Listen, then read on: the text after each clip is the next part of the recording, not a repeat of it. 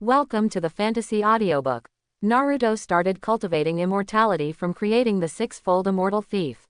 Chapter 41. Super Multiplication Technique. If Chiyo was already upset by the sand ninja being at a disadvantage, then the dull roar from the side completely broke her defense, and she thought that the sand ninja was doomed to lose. A 60-meter-tall giant appeared on the battlefield. It was Yusuke. At this moment, he held Shukaku's tail and swung it up, constantly smashing it towards the densely packed area of Sand Ninja. Every time he fell, the ground shook, and many Sand Ninja were smashed into pulp. Boom, boom, boom. Shukaku was swung like a windmill by Yusuke, and every time he was smashed to the ground, he felt his whole body fall apart, and his chakra couldn't be gathered at all. He had no way to defend himself, and could only let Yusuke keep swinging him to the ground.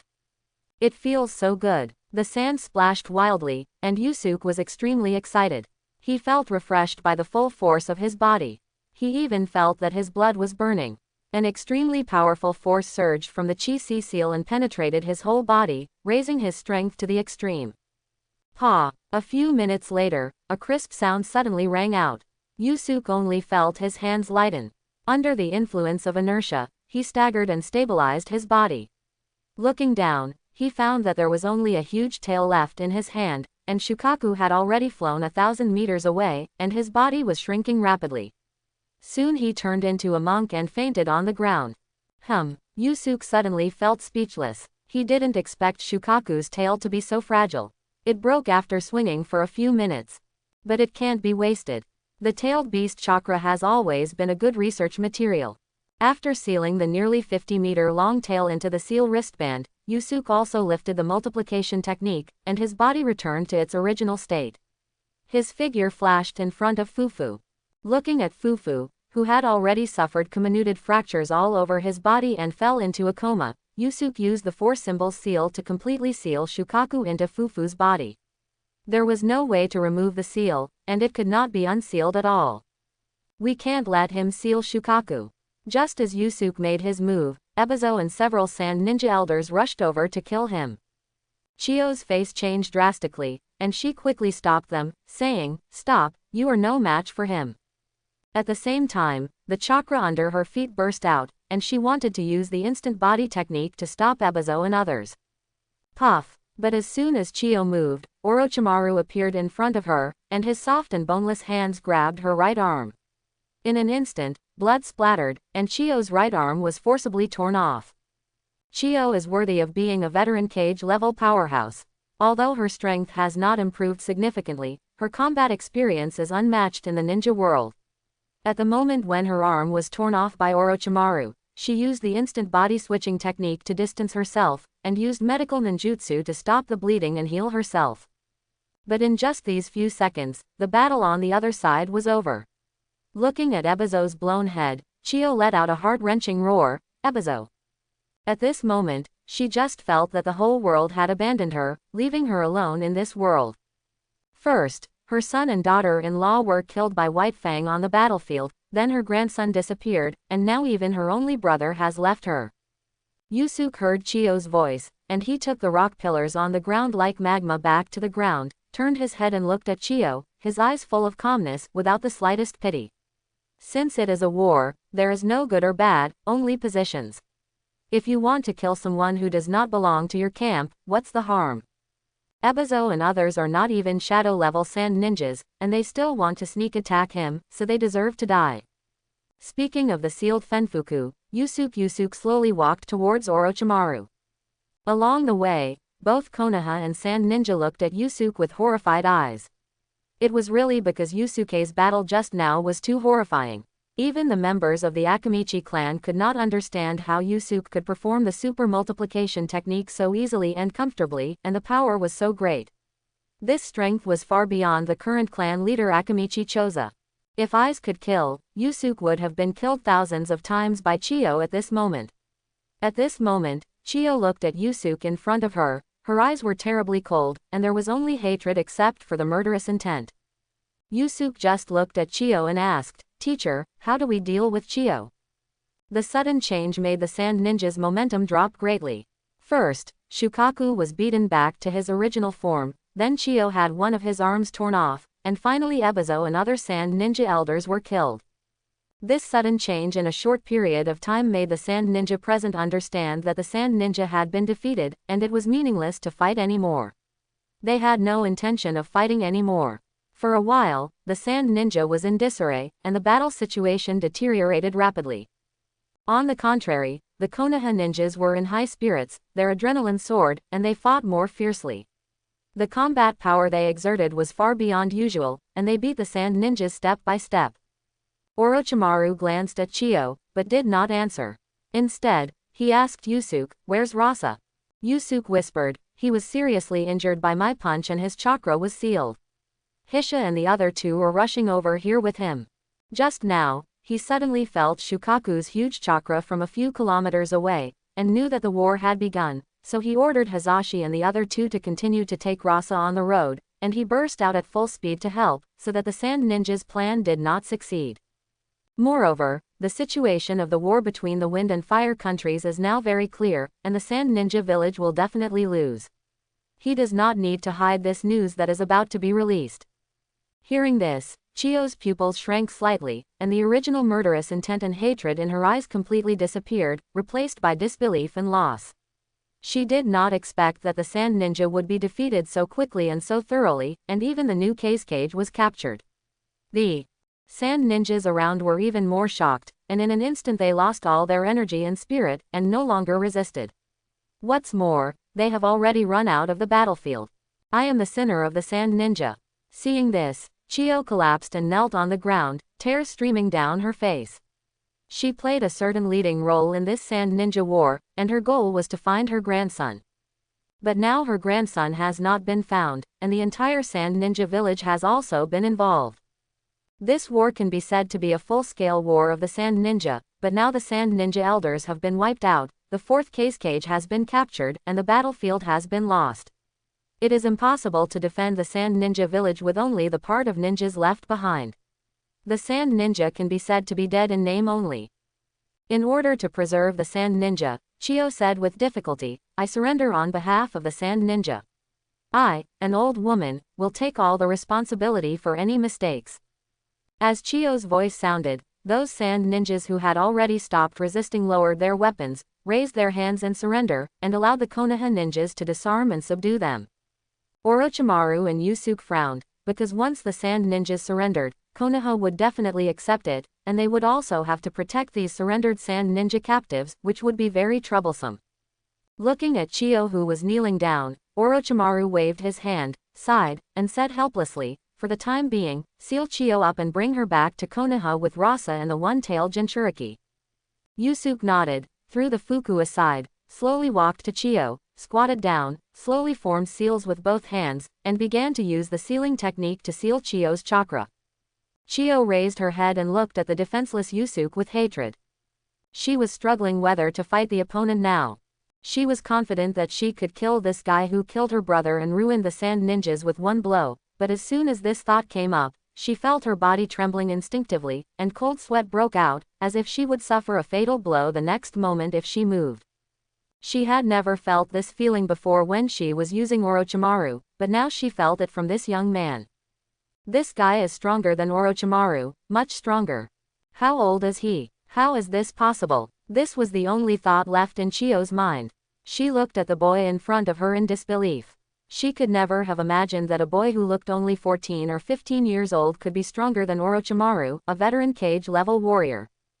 Konoha is really rich in geniuses. It's not unfair for Luo Sha to lose. With a self-deprecating smile, Chiyo had given up the idea of attacking Yusuke and let Yusuke seal her chakra. She knew that her resistance in front of this boy would be futile. After the seal was completed, several Konoha ninjas who had prepared special clothes ran out from behind the two of them and put on special clothes for Fukufuku and Chiyo. In this way, not only could the two of them not use their chakra, but even moving was very difficult. Victory! We won! At this time, Rasa was also escorted back by Hyuga Hazashi and the other two. Seeing that Rasa, Chiyo and the one-tailed Jinchuriki were all captured, the ninjas of Konoha cheered immediately, and the sound resounded throughout the camp. Go back to Konoha. Now that the war has been won, Orochimaru arranged for the ninjas to return to the village. As for invading the Sand Ninja, no one present had any idea. The reason was simple. The Wind Country was too poor, and the land was not suitable for farming. The only useful mineral resources and oil resources were of little use to this world where technology had not yet developed. Thousands of Konoha ninjas escorted thousands of Sand Ninjas and marched towards Konoha. The scene was quite shocking. The seriously injured Luasha and Fubuku were in a slightly better condition and were carried away on stretchers by several Sand Ninjas. At the same time, Konoha also received the news that the Sand Ninjas were defeated. Hearing this good news, Sarutobi Hiruzen laughed triumphantly, ha ha ha. Orochimaru and Yusuke did a good job. It took less than a month to defeat the Sand Ninjas. Kaharu Utane next to him looked at the situation on the battlefields on the battle sand table and laughed. Orochimaru and Yusuke are really powerful. It is so crucial that they can quickly resolve the battle in the Wind Country this time. Now other battlefields can be a little easier. Mito Kato-en frowned and asked, "It's good that the battle is over, but what about the prisoners of the Sand Ninja? You know, there are not only ordinary ninjas in that batch of prisoners. The current Kazekage Rasa, the one-tailed Jinchuriki and the old woman Chiyo are all there. If this is not handled properly, the chaos caused will not be something Konoha can bear." Hearing this, Sarutobi Hiruzen fell silent, knowing that Mito Kato-en was right. Konoha and the Sand Ninja Village are only military organizations of the Fire and Wind Ninja villages. The real ruler of the entire country is still the daimyo. If Rasa is killed easily, once the Wind Nation as a whole launches an attack in the economy, politics and other aspects, the Fire Nation, which is now in a period of war, will definitely not be comfortable. Seeing Sarutobi Hiruzen fall into deep thought, Mito Kato-en and Utatane Kaharu also kept silent, quietly waiting for Sarutobi Hiruzen's final decision. After a long time, Sarutobi Hiruzen opened his eyes and said solemnly, "There is no rush for this matter. We must find out the attitudes of the Wind Nation daimyo and the Fire Nation daimyo before we can make a decision. After Rasa, Chiyo and the one-tailed Jinchuriki return to Konoha, make proper arrangements for the three of them first." Mizuto Kato-en nodded. This is the only way. After putting the matter of the Kingdom of Wind aside, the three began to discuss the situation on the battlefields of the other three kingdoms. Now the situation on the battlefields of the Kingdom of Thunder and the Kingdom of Water is not bad. Jiraiya and Uchiha Fugaku have successfully resisted the attacks of the two countries despite their insufficient combat effectiveness, and even gained the upper hand. Especially on the battlefield of the Kingdom of Thunder, Jiraiya's disciple Namikaze Minato and the Cloud-Hidden Abbey combination have fought many times. One person alone has the upper hand over two people, and the name of Yellow Flash resounds throughout the ninja world. But the Kingdom of Earth, which Danzo is in charge of, was beaten back step by step. Even though the root members led by Danzo launched many attacks on the Rock Ninja led by Onoki and reaped rich rewards, they could not win the frontal battlefield at all. The most important thing is that Danzo, the commander of the battlefield of the Kingdom of Earth, often disappeared with a large number of elite ninjas during the war, and no one knew where he went. This action delayed countless opportunities, and this was also the main reason for the continuous defeat of the Konoha ninja. This incident made Sarutobi Hiruzen and the other two extremely angry, and they sent letters to question Danzo many times. There was no result. Danzo said nothing, just replied, "This is all for Konoha," and left it unresolved. The situation in the Land of Earth made Sarutobi Hiruzen feel embarrassed, and he was very troubled by the shortage of combat power. Yusuke and Orochimaru promised the Land of Wind to solve the urgent problem. The three of them had already discussed and planned to send Yusuke and Orochimaru to the battlefield of the Land of Earth to solve the crisis of the battlefield of the Land of Earth. If Yusuke was here and saw this information, he would definitely guess that Danzo might have discovered Nagato, the owner of the Samsara Eye. The Samsara Eye is the first of the three major pupil techniques in the ninja world, and the legendary Eye of the Six Paths Sage. In order to prevent others from obtaining this power and to obtain this power for himself, Danzo, who does not want to have a long dream, will definitely want to obtain the Samsara Eye immediately. Even if the battlefield of the Land of Earth was lost, because he knew that as long as he obtained the power of the Samsara Eye, the ninjas of the Land of Earth would be nothing but chickens and pottery dogs. As for hiding it from Sarutobi Hiruzen, it was normal for Danzo, whose goal was to become Hokage, to do so. The army's movement was slow, and with the addition of thousands of sand ninjas whose chakras were sealed, the already slow speed was even slower. It took them half a month to get back to Konoha. How handsome, Lord Orochimaru. I want to have little snakes with you, Lord Orochimaru. As soon as he entered Konoha, the Konoha villagers who had already gathered here suddenly called out loudly, especially Orochimaru's female fans who were even more crazy, and expressed their desire to have children with Orochimaru. Hearing these bold courtships, Yusuke looked at Orochimaru with some surprise, and found that Orochimaru was indeed very handsome, especially his gloomy face, which was very attractive to girls. Orochimaru felt a little strange and didn't understand why Yusuke was looking at him, but he didn't want to ask more now, as he had things to do. Yusuke, go back and have a good rest. We will probably be heading to the Earth Kingdom battlefield tomorrow, and the situation over there is very dangerous. Obviously Orochimaru has already received intelligence from the other three kingdoms, and knows that the two of them will soon be heading to the Earth Kingdom battlefield, so he wants Yusuke to take advantage of this time to have a good rest. Yusuke also nodded, and disappeared from the team in a flash, leaving Orochimaru alone to report to the Hokage.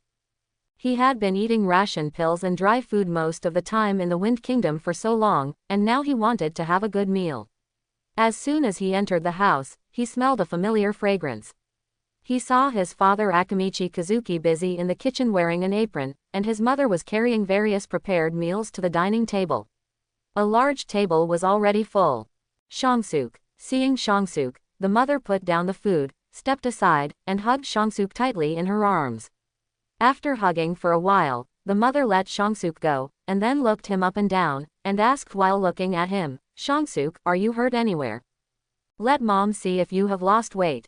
Hearing his mother's caring words, Yusuke's heart warmed up and he said with a smile, "Mom, with your son's ability, how could he be in trouble?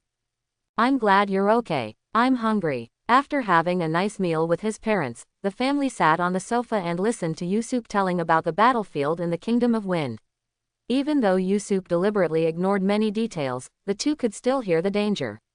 After chatting, Yusuke returned to his room and took out a notebook from the sealed wristband, recording his feelings about cultivation during this period. Yusuke's cultivation started from scratch, and he explored every step by himself.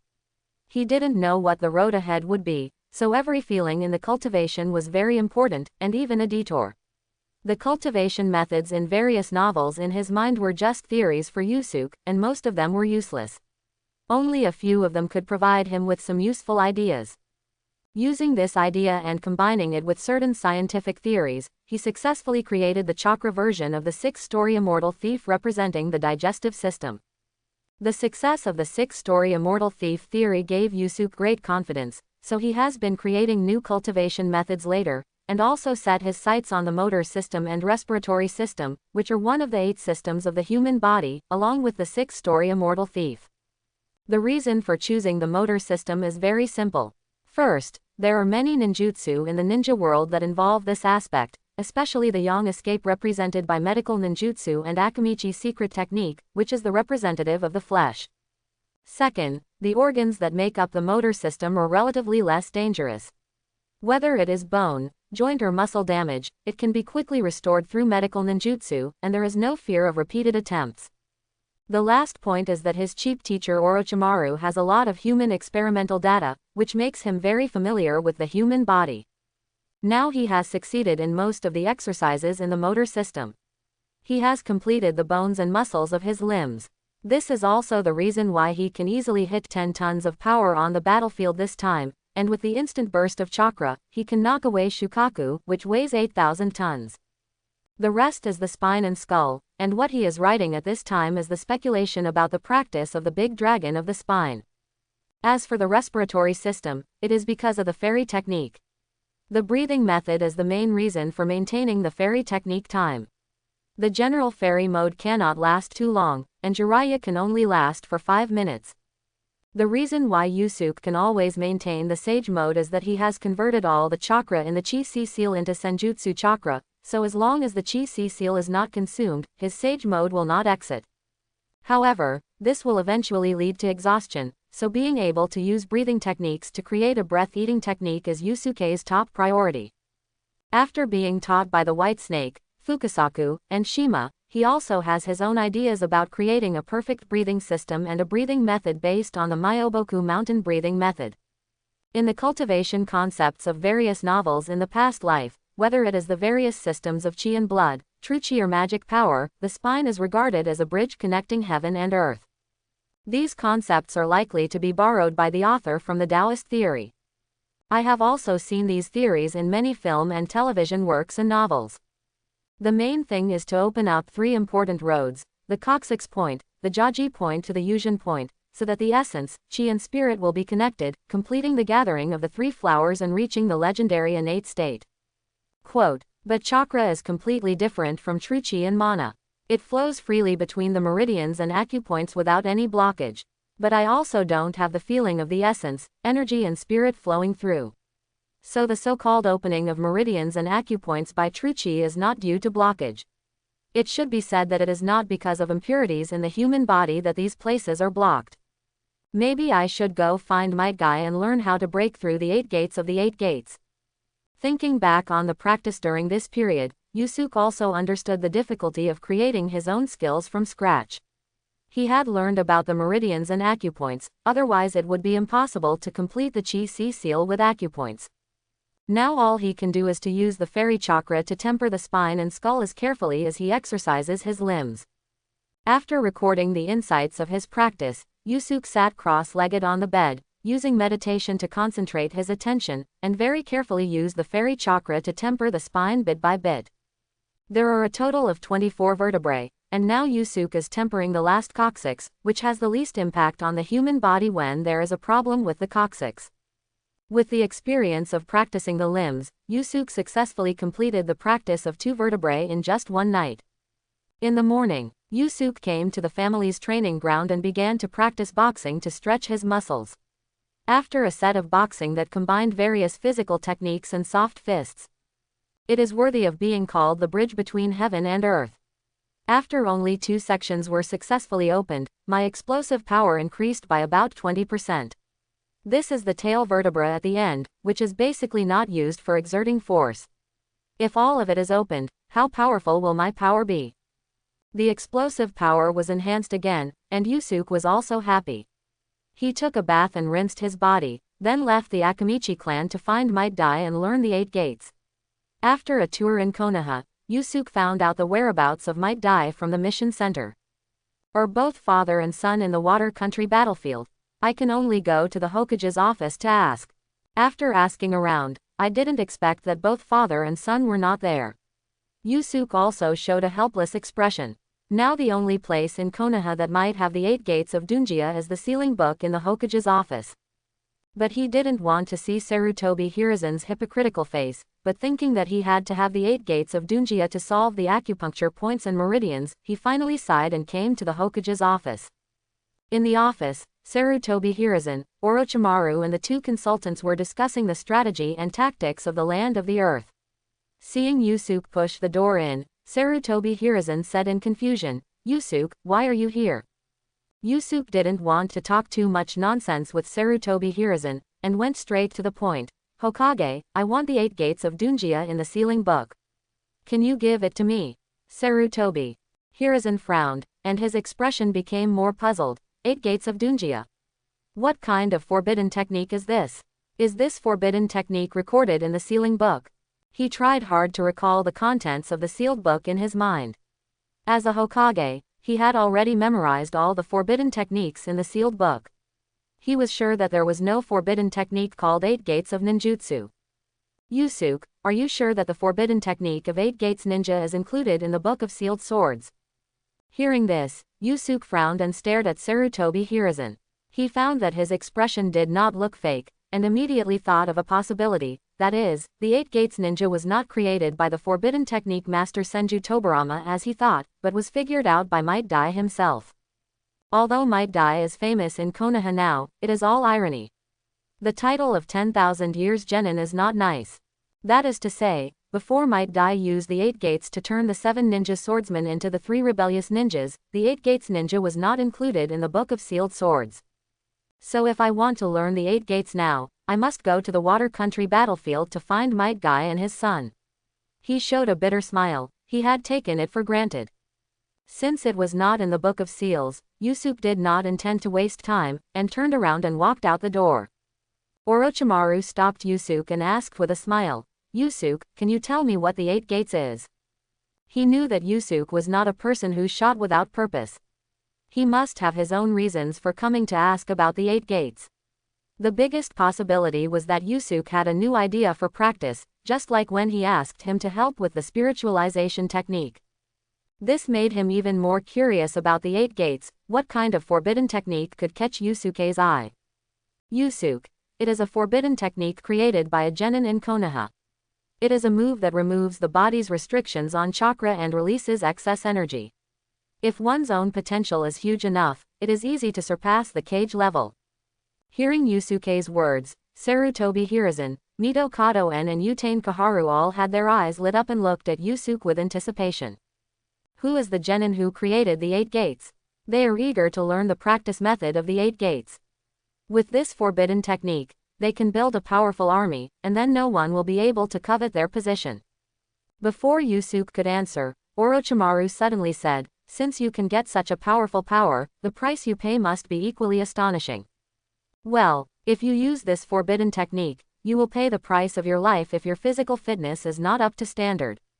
Ordinary ninjas simply cannot reach that level. Even if their physical fitness is up to standard, they will die if they open the 8 gates. And if you want to bring out the true power of the 8 gates, it is necessary to surpass the level of cage to open the 8 gates.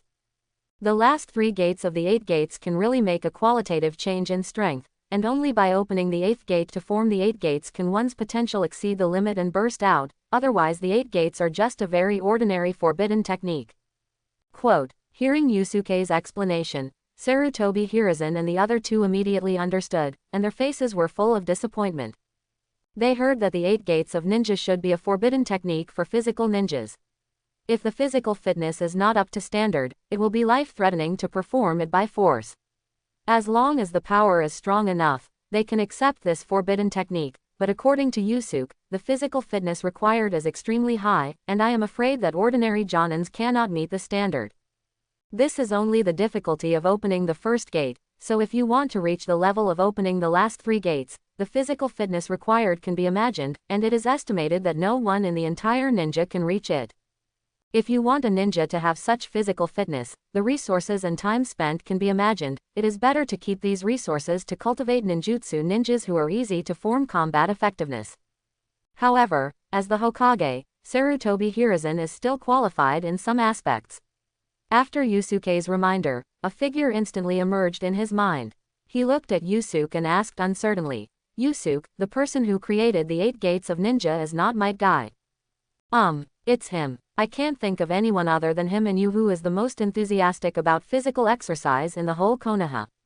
I didn't expect that Dai, who has always been a genin, could create a forbidden technique that Yusuke praised. That's not all. Hokage probably doesn't know that Might Dai is only bad at ninjutsu. When it comes to taijutsu, ordinary jonin are no match for him. With the burst of the 8 gates, even elite jonin are no match for him. So Hokage, the selection of Konoha's ninjas needs to be changed. There are many ninjas like Might Dai who are not talented enough and only specialize in one thing in Konoha. Listening to the conversation between Yusuke and Sarutobi Hiruzen, Mito Kato-en and Utane Kaharu finally remembered who Might Dai is. They were especially shocked to hear that Dai has the strength of an elite jonin. What? Might Dai actually has such strength? Isn't he a 10,000-year-old genin? Quote. Compared to the shock of the 2 advisors, Sarutobi Hiruzen was in deep thought. He had a certain level of ability to become a Hokage. He was thinking about Yusuke's suggestion. Most of the ninjas in the entire ninja world were not talented enough. Their achievements were no more than that of the crowd. Only a small number of talented people could become jonin. In order to become stronger, these people with insufficient talents often played to their strengths, such as Might Dai practicing physical skills and the Yuhi family specializing in illusions. If these people could really reach the level of jonin in terms of their own strengths, they would be a strong force if they could be promoted to jonin and work together. It seems that the rules for upgrading Konoha ninjas are going to change a bit. Of course, Sarutobi Hiruzen only had an idea in his mind. Now is a period of war, and it is not suitable to carry out reforms to upgrade ninjas. Everything must wait until the war is over. Knowing this, Sarutobi Hiruzen brought the topic back to the battlefield. Let's talk about the forbidden techniques later, let's discuss the battlefield of the Land of Earth first. Well, the situation in the Land of Earth is still very critical. The ninjas who returned from the Land of Wind have almost recovered and should be able to provide support at any time. Seeing that the others had brought the topic back to the battlefield, Yusuke suddenly felt bored and left the Hokage's office to return to the Akamichi clan to study the recipes. Since he couldn't get the 8 gates for the time being, he would focus on training and the recipes. In an underground cave in the Land of Rain, a 70-meter-tall human-shaped wooden statue stood in the corner. The wooden statue had a ferocious expression and 10 barbs of varying lengths behind it. On the stone seat in front of the wooden statue, an old man with gray hair and wrinkled face was sitting there with his eyes closed. The aura emanating from his body made the entire cave very depressing. At this time, a strange creature with half black and half white emerged from the ground, looked at the old man and said respectfully, "Lord Madara." The old man was Uchiha Madara, known as the Shira of the ninja world, and the strange creature was Kagaya's will, Zetsu. If Yusuke was here at this moment, he would definitely find that Uchiha Madara was obviously much younger than in the original work, and his spirit and energy were not like that of an old man at all. Hearing Black Zetsu's call, Madara opened his eyes, and an extremely domineering aura flashed from his single eye. The Scarlet 3 Magatama Sharingan looked at Black Zetsu and said in a cold voice, "What's the situation of those 3 people now?" Black Zetsu said respectfully, "Uzumaki Nagato is still dreaming of peace in the ninja world with his 2 friends, and they also founded an organization called Akatsuki. However, I have lured Danzo, the dark ninja world of Konoha, to let him discover Nagato's Samsara Eye. With that guy's greed, he will never let Nagato go. With a little guidance, Nagato should be able to get 1 step closer to integrating the Samsara Eye and complete your plan, Madara-sama." Madara nodded and said in a deep voice, "I am old and weak now, and my physical potential is almost exhausted.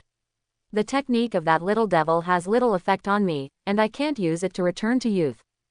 Therefore, Nagato's plan to nurture the Samsara Eye cannot fail, you must deal with it with caution." "Yes, Master Madara, what about the other 2? Uchiha Obito is now following Minato Namikaze in the battlefield of the Land of Lightning, which is too far from where we are hiding, so the previous plan cannot be implemented for the time being. As for Yusuke Akamichi's progress, it has surpassed your expectations, Lord Madara. He defeated Shukaku effortlessly on the battlefield of the Land of Wind, and his strength has been close to that of Lord Madara." Hearing what Black Zetsu said, there was no surprise on Madara's face. He picked up the scroll beside him and said in a deep voice, "The wisdom of that kid is no less than that of me and Hashirama back then. It is reasonable to have such progress, otherwise he would not have created the theory, which made me use the chakra of the Outer Path statue to become several years younger." Hearing this, Black Zetsu took a look at the pipeline between the Outer Path statue and Uchiha. This pipeline was originally the medium for Madara to maintain his life through the Outer Path statue, but since a few years ago, a white Zetsu copied a copy of Yusuke Akamichi's theory from the Hokage's office, this pipeline has become a device for Madara to absorb the chakra of the Outer Path statue to become younger. Fortunately, Madara's body has reached its limit due to old age, and his absorption capacity is limited.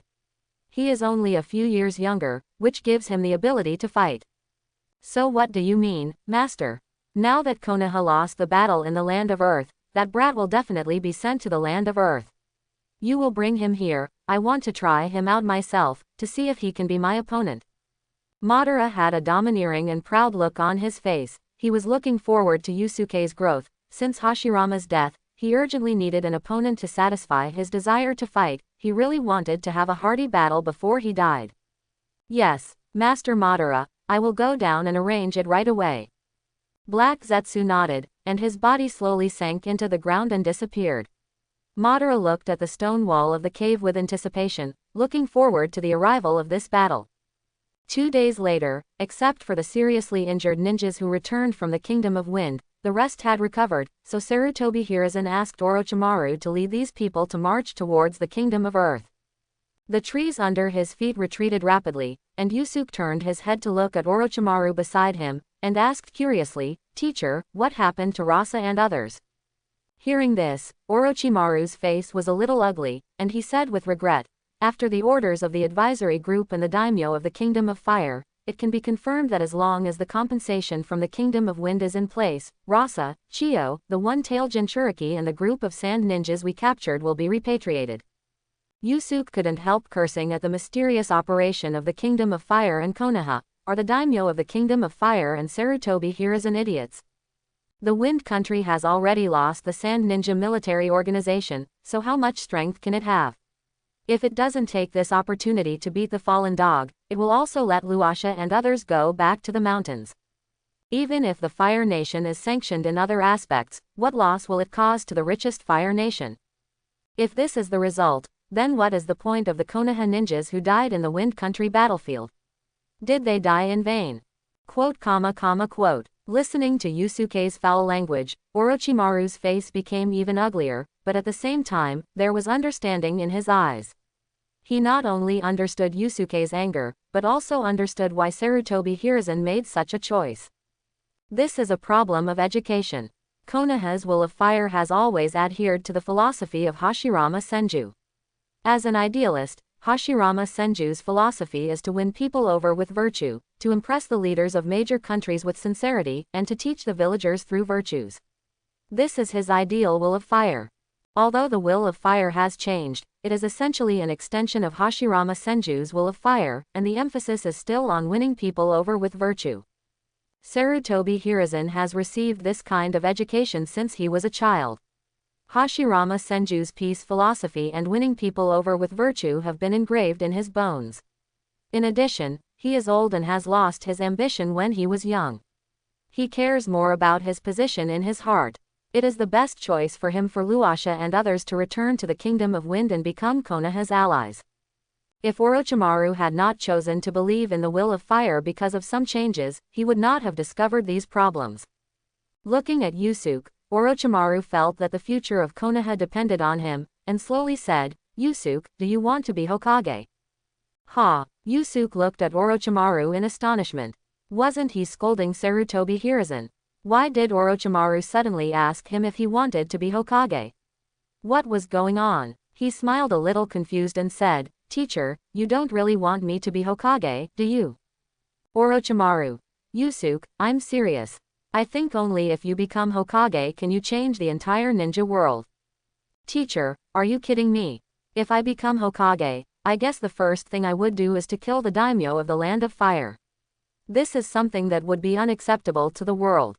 The more Yusuke spoke, the smaller his voice became. Looking at Orochimaru's extremely serious expression, he hesitated and whispered, "Teacher, you are not serious, are you?" Yusuke, I said I was serious. Even if you want to kill the daimyo when you become Hokage, I will support you unconditionally because I believe you can bring a different future to the ninja world. Forget it. I can't stand sitting in the office and scheming with others every day, so I'd better leave it to you and Minato. I believe that either of you can take Konoha to a new height if you become Hokage. I'd rather study my food every day and be a foodie. Yusuke refused without even thinking about it. Thinking of the endless memorials that Tsunade and others had to submit every day after becoming Hokage, his scalp tingled. He was still suitable to be an ordinary ninja, studying practice and food every day, taking on some tasks when he had nothing to do, and going around the ninja world to collect some ingredients. This was the life he longed for. Hearing this, Orochimaru smiled and said nothing, and Yusuke hurried on his way because he didn't want to bring up this topic again. Orochimaru glanced at Yusuke while walking, a smile appeared on the corner of his mouth, and he seemed to have made up his mind. Yusuke, there are some things and responsibilities that you can't escape. Yusuke felt a chill inexplicably, but it soon disappeared. Will I get sick with my current body? Or is it that someone misses me? After the fairy chakra circulated in his body and found that there was no problem, Yusuke was sure that someone missed him. The distance between Konoha and the battlefield of the Land of Earth is much closer than the distance to the battlefield of the Land of Wind, so it took the support troops only a week to reach the Konoha camp in the battlefield of the Land of Earth. To be honest, the location of this camp is not good. It is at the junction of the Land of Fire, the Land of Rain and the Land of Grass. The terrain is very complicated. Although this is convenient for the hiding of Konoha ninjas, it is also convenient for the ninjas of the Land of Earth to sneak in and assassinate. Although he doesn't know why Danzo arranged the camp here, Yusuke believes that he must have his own selfish motives. As soon as he entered the camp, Yusuke felt a lot of cold chakra breath all around, without the slightest fluctuation. After a subtle perception, he found that there were more than 500 people. This kind of cold chakra without a trace of emotion is only possessed by the root ninjas in the entire Konoha.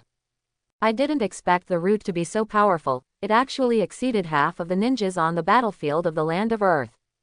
The power of the root surprised Yusuke. You know, even the Anbu directly under the Hokage did not have so many ninjas. There were as many as 500 roots, and each of them had at least the strength of a chunin. Feeling so many people, Yusuke asked Orochimaru curiously, "Teacher, Danzo has so many people, does Sarutobi Hiruzen know?" Orochimaru now also has the Sage mode. Although it has not been turned on, his perception ability has become extremely sensitive under the tempering of the Sage chakra. Naturally, he also discovered the root members hidden in the dark. He looked around and smiled. He probably doesn't know. You have to know that I have cooperated with Danzo many times before, and I have been to the root many more times than teacher Sarutobi. Many of the auras here are not even felt by me, let alone him. And have you noticed that the morale of the ordinary ninjas here is very low? Most of them have some injuries, especially those of the family children. The number is obviously not what we know.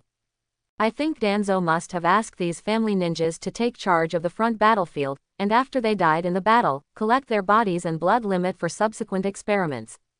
As Danzo's partner, Orochimaru knows Danzo best and knows Danzo's thoughts very well. What he said should be correct to a large extent. After hearing what Orochimaru said, Yusuke turned his eyes to the ninjas around him and found that it was indeed as Orochimaru said, and it should be said that it was even more serious, especially the ninjas of the Akamichi clan, who had lost more than half of them. Yusuke's face suddenly became extremely ugly. You must know that the three tribes of Pig, Deer and Cho would never act alone. They usually act together. The combat power they exerted under cooperation is not 1 + 1 + 1 = 3, but it increases exponentially. The probability of death on the battlefield can be said to be the smallest. Walking in front of the Akamichi clan, Yusuke asked with a cold face, "What's the matter? Why are there only 5 of you left in the Akamichi clan?" One of the Akamichi clan members stepped forward to explain. "Master Yusuke, the dead Guro, Hujin and others acted alone because of the order of Master Danzo, and were killed by the rock ninja in the frontal confrontation. But they successfully resisted the Iwagakure ninja and bought time for the rest of us, and successfully repelled them." Hearing this, Yusuke was certain that it was all Danzo's doing, because the dead people were all members of the Akamichi clan who practiced his theory, and each of them was much stronger than the average Akamichi clan member, and they could be said to be the elites of the Akamichi clan. Now, with Danzo trying to protect the root ninja, so many of them have died. Yusuke's eyes were suddenly filled with murderous intent, and he looked at the remaining 5 people and said, "Masao, you take the remaining clansmen and cooperate with the Yamanaka and Nara clans, and leave the rest to me." Masao said respectfully, "Yes, Lord Yusuke." Yusuke's current status in the Akamichi clan is extraordinary, not only because of Yusuke's strength, but also because of Yusuke's improvement of the family's secret techniques, his practice theory and the constantly updated recipes. After Yusuke successfully created the Rokuku Sentai and became an outlier in the Akamichi clan, he passed part of the theory and improved secret techniques to the clan leader Akamichi Tofu through his father Kazuki. As a person who can be admired by the second generation, Akamichi Tofu's wisdom is not low. In order not to arouse the suspicion of Sarutobi Hiruzen, he only allowed a small number of family elites to practice Yusuke's theory, and most of them still practice the original secret techniques. However, even so, Yusuke's status in the Akamichi clan is second only to the clan leader Akamichi Tofu, especially the younger generation of Akamichi clan members, who have an abnormal admiration for Yusuke and imitate Yusuke's practice methods, but few persist. After confirming his guess, Yusuke came to Orochimaru and walked with him towards Danzo's tent. Seeing Yusuke and Orochimaru, Danzo's gloomy face did not change at all. He pointed to a valley near the sand table and ordered, "Orochimaru, you are here at the right time. The root ninja has already detected that the rock ninja will attack from this direction. You take the support troops to stop them from here. Orochimaru did not reply, but looked at Yusuke on the side and found that Yusuke was staring at the root members behind Danzo. He also quickly sensed and found that these root members were practicing the theory he gave to Sarutobi Hiruzen, and they had made great progress and had reached the point of practicing fairy arts. Shangsuke stared at several root members, his eyes filled with murderous intent. At the same time, all the doubts in his heart were resolved. He understood why Danzo targeted the Akamichi clan. Because the source of the theory given by Orochimaru was in himself, Danzo could not touch him, so he targeted the Akamichi clan members of the same clan, wanting to accelerate the process of this training through the cells of the same clan. Shangsuke, who only had the thought of whether to kill Danzo in his mind, suddenly felt someone pulling the corner of his clothes. He turned around and saw that Orochimaru shook his head at him, and the murderous intent in his heart immediately dissipated. Now he has no evidence, and Danzo is still the Hokage advisor of Konoha. If he kills Danzo here, he will definitely become a traitor to the ninja world. He may not care about such a result, but his parents and friends still live in Konoha and regard it as a place of peace of mind. It is impossible for them to betray Konoha. Shangsuke did not hide the murderous intent in his eyes, so Danzo and his root members saw everything that just happened. Akamichi Yusuke really wants to kill me, has he discovered something? Danzo was shocked, but then he remembered Orochimaru's actions just now, and a smile appeared on the corner of his mouth again. He felt fearless in his heart. Now that Akamichi Yusuke dare not do it, I will have someone burn the bodies of the Akamichi clan in the laboratory into ashes, leaving no evidence. But in order to avoid any more trouble, I still have to find a chance to kill Akamichi Yusuke. Anyway, his theory has already fallen into my hands. Orochimaru seemed not to see Danzo, and slowly walked to the side of the sand table, observing the place where Danzo ordered them to fight, and then said in a cold voice, Danzo, there are many ridges here, which is very suitable for the display of Earth-style ninjas, but it is not a good place to fight with rock ninjas. Water ninjas and earth ninjas are very dependent on the environment before they reach a certain level. At the same time, the environment can make them exert power that is greater than wind, fire, and thunder. Only a small number of Jonin can be independent of the environment, and most ninjas cannot reach this level. The rock ninja is a ninja who built a village based on earth ninja. They are far superior to other ninja villages in terms of earth ninja. In this environment, fighting them is nothing more than seeking death. Danzo sneered. Of course I know this, but I believe that only by fighting those rock ninja guys head on can we hurt them and scare Onoki. Hearing this, Yusuke couldn't help but complain, idiot. The impression that Konoha has brought to the ninja world is already deeply rooted. All the ninja villages know that Konoha is easy to bully. Even if it is defeated, it will not cost much and can continue to recuperate and wait for the next invasion. As long as they succeed once, the precious land of the Land of Fire will be theirs. Now you, Danzo, say you want to oppress and beat Onoki. Isn't this stupid? Besides, Onoki himself is not a simple person. The psychological shadow left by Uchiha Madara when he was young makes this old man always want to use war to solve problems. How could he give up because of one or two defeats? Danzo jumped up and began to question Yusuke angrily. Akamichi Yusuke, what did you say? Ninjas are tools, tools should obey orders, and I am the supreme commander of the battlefield in the land of Earth, what I say is what it is. Do you want to disobey orders on the battlefield? Yusuke said with disdain. Don't use your tricks on me. You have been monitoring me for many years, and you should know that I don't believe in the will of fire, so don't think I will obey your orders. And stop your little tricks, or I will let you have a taste of what it is like to be worse than death when I reach my limit.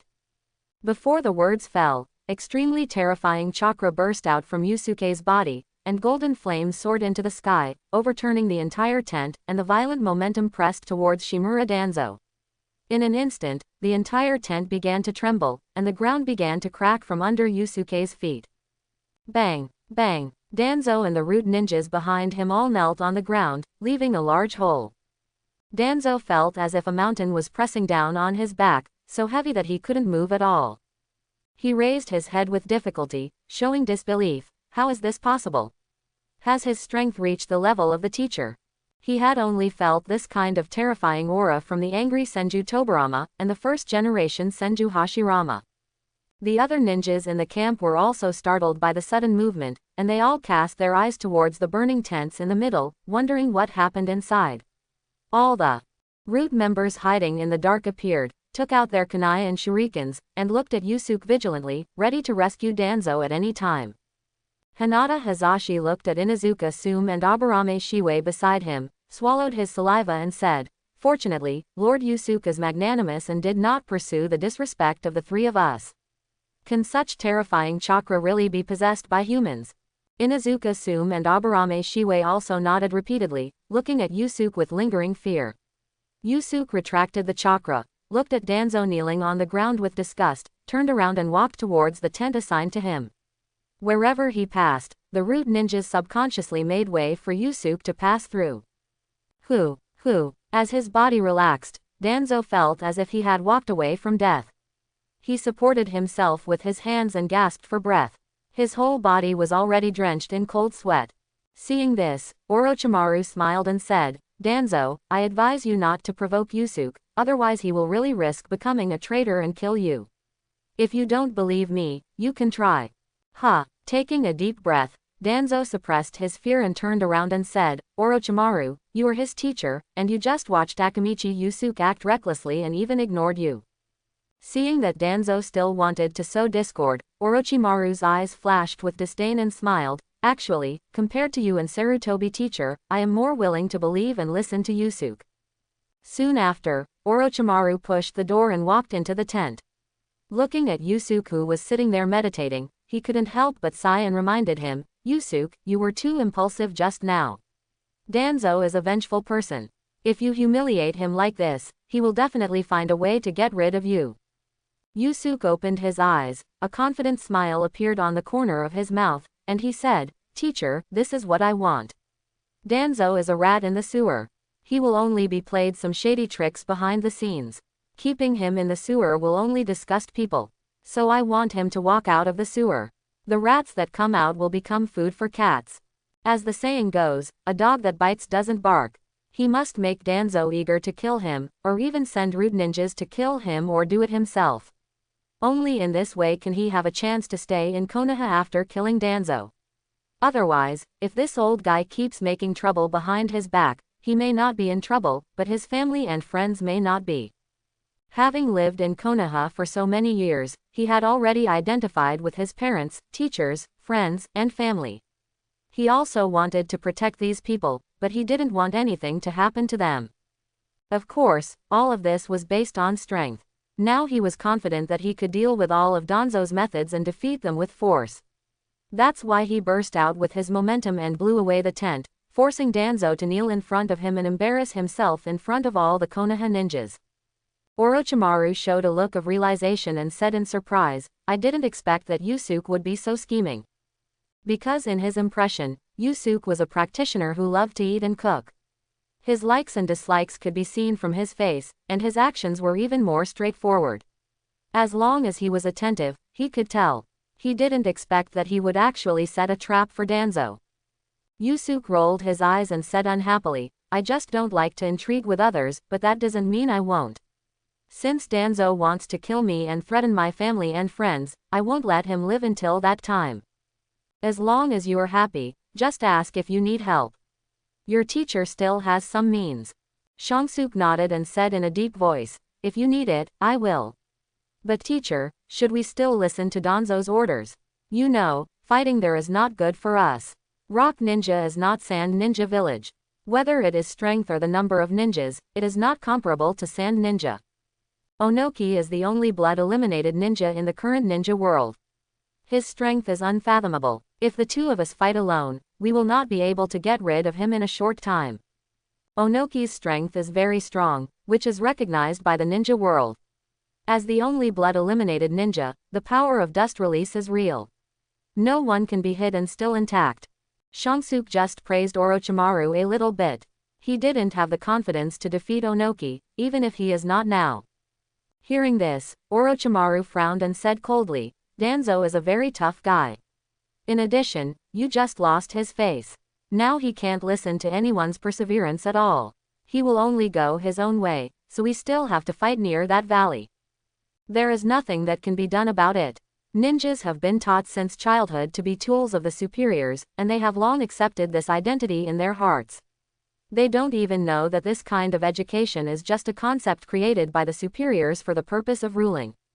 For his own sake, this guy Danzo has treated everyone here as tools, as renewable consumables, and doesn't care about the life and death of Konoha ninjas at all. The disgust on Yusuke's face became more and more obvious. When he lived in Konoha before, he felt that although the ninja system had problems, it was not serious. But now that he has been on the battlefield, especially under the leadership of Danzo, he suddenly feels extremely disgusted with this cold-blooded ninja system, and suddenly he has the idea of changing the world. Once this idea came up, it could not be erased. Yusuke could only temporarily suppress it deep in his heart and stop himself from thinking about it. Yusuke and his companions only rested for less than half a day before they led the team to the defense site. This place is full of strange rocks and ridges. Looking around, there are huge rocks everywhere, each of which is tens of meters long, which is very similar to the environment of the land of Earth. There is a small camp in a place that is easy to defend and difficult to attack. It is the base of Konoha's reconnaissance team here. Because Yusuke has amazing perception, Orochimaru asked him to lead the way. As soon as they reached a ridge, Yusuke suddenly stopped on a huge rock, stretched his right hand back, and the advancing team stopped immediately. In the super perception of the Sage mode, Yusuke sensed the existence of thousands of chakras on the ground and underground. The number of ninjas is wrong. Hiyashi, check to see if all the ninjas guarding here have died. Yes, Master Yusuke. Hinagi Hazashi, who was following Yusuke, did not hesitate at all. He opened his Byakugan instantly and looked in the direction Yusuke pointed. He saw a large number of ninjas hiding in the boulders using earth escape. The rock marks on their foreheads showed their identities. They were the Iwagage village's Iwagage ninjas. Lord Yusuke, the huge rocks ahead and underground are all Iwagakure ninjas. It is certain that all the Konoha ninjas in the camp are disguised as Iwagakure ninjas. After hearing Hazashi's report, Yusuke's face looked a little ugly. Danzo is a waste. I don't know what he does for a living. He didn't even know that the Iwagakure ninjas had invaded here. If Danzo were here, he would definitely cry out that he was wrong. If it weren't for your threat, Yusuke Akamichi, he would be able to gather all the root ninjas around him to protect him, which gave Onoki an opportunity. Orochimaru also rushed over from the middle of the team at this time, looking at the camp ahead with a serious face. I guess when we stopped, Onoki probably realized that he was discovered. Next, we can only face the enemy head-on. The rock ninjas have already started to disperse and are circling towards us. Feeling the rock ninjas' movements, Yusuke affirmed and ordered, everyone, warrior number 7, disperse and assist the lightning ninjas in attacking. After receiving the order, the ninja team dispersed into small teams, looking for suitable locations to hide. Each team had perception ninjas, earth ninjas and lightning ninjas to deal with the rock ninjas. The ninjas were very fast and soon found a suitable location. They looked down at the ground in front of them and quickly formed seals with their hands. Lightning release. Ground walking. Lightning release. Falling thunder. Lightning release. Pseudo-darkness.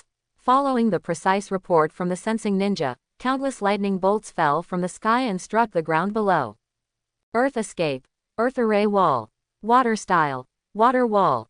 Quote. The Iwagakure ninjas also reacted quickly, using all kinds of defensive ninjutsu to resist the thunder and lightning release that was like a rainstorm. The Iwagakure ninjas were good at earth release, and they used it to perfection, and they were also adept at dealing with the restrained thunder and lightning release.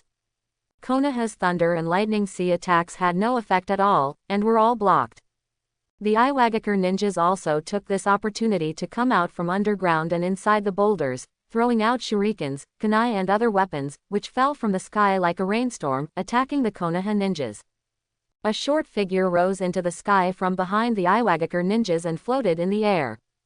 Yusuke, who had a strong physique and amazing 5 senses, recognized at a glance that the figure was the Tsuchikage Onoki. Now he was the only one in the entire ninja world who could fly without the help of tools. Teacher, leave Onoki to me.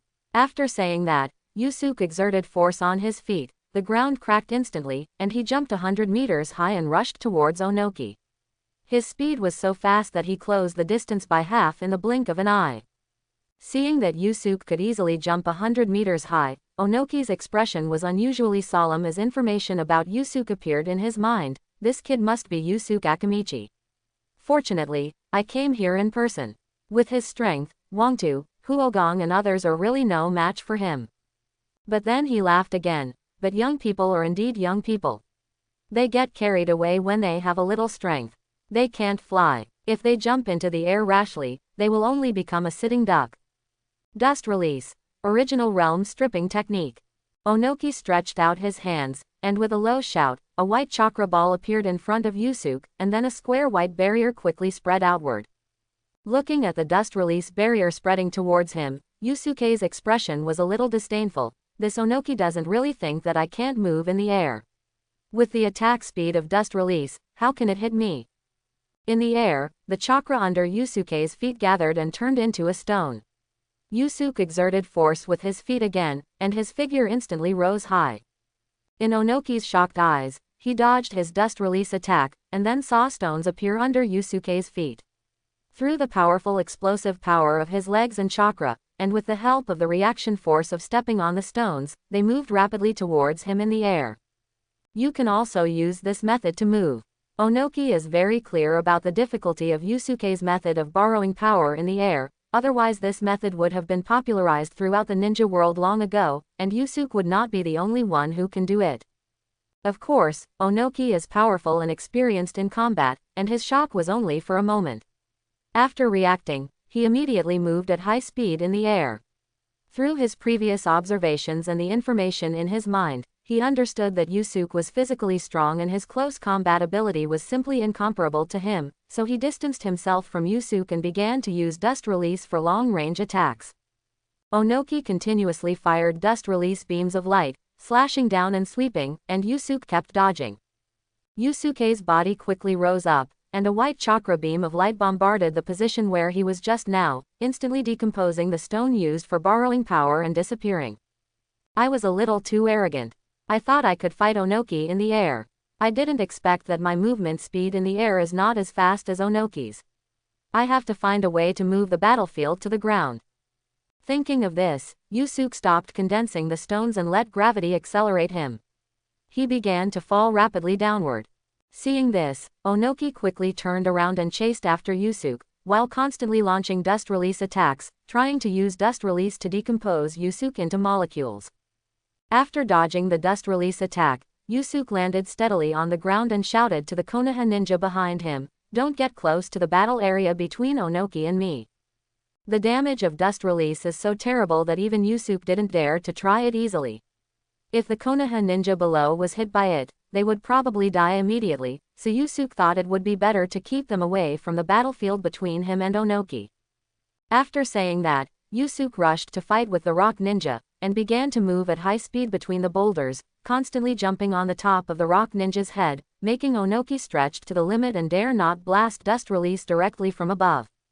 At the same time, Yusuke opened his mouth slightly, and used fire release, Phoenix fire technique, and countless fist-sized fireballs were ejected, bombarding the rock ninja below as they passed by. Boom, boom, boom. Fire mushroom clouds rose from the place where the fireballs hit. Many rock ninjas who were unable to dodge were instantly burned to charcoal by the terrifying high temperature. Even if they used earth escape techniques for defense, they were injured by the impact of the explosion. Although these fireballs are only the size of a fist, each one is compressed by a high concentration of fairy chakra. After hitting the target, it will explode like a bomb. The attack range is very large, and the power is much stronger than that of A-level ninjutsu. In just a few seconds, dozens of rock ninjas were burned to charcoal. Onoki's eyes were cracked and he was furious. What a cunning kid, you actually want to make me fight on the ground in this way. Onoki's advantage over Yusuke is that he can fly and is very flexible, allowing him to attack boldly and continuously. If he reaches the ground, his advantage will no longer exist. But he had to go down, because if he continued to let Yusuke's level of ninjas kill him, the rock ninjas would be killed sooner or later. Yusuke, who was moving at high speed, sensed that Onoki's flying altitude had decreased, and a smile appeared at the corner of his mouth. As long as Onoki was not flying at high altitude, he would have a way to deal with it. As for dust release, he already had an idea in mind after the fight just now. Although dust release has strong attack power, it is not invincible. The speed of releasing dust release is relatively slow for him. He can sense this speed in advance with his perception ability and then evade it. And this is not his only way to deal with it. He has studied sealing techniques with Kushina since he was a child, and his sealing techniques are also very good. He is confident that he can seal her before she decomposes him. Another way is to counteract dust release through ninjutsu attacks. Of course, Yusuke will not be careless because he knows how insidious ninjas are. The current release speed is likely to paralyze himself and wait for the fatal blow at the critical moment.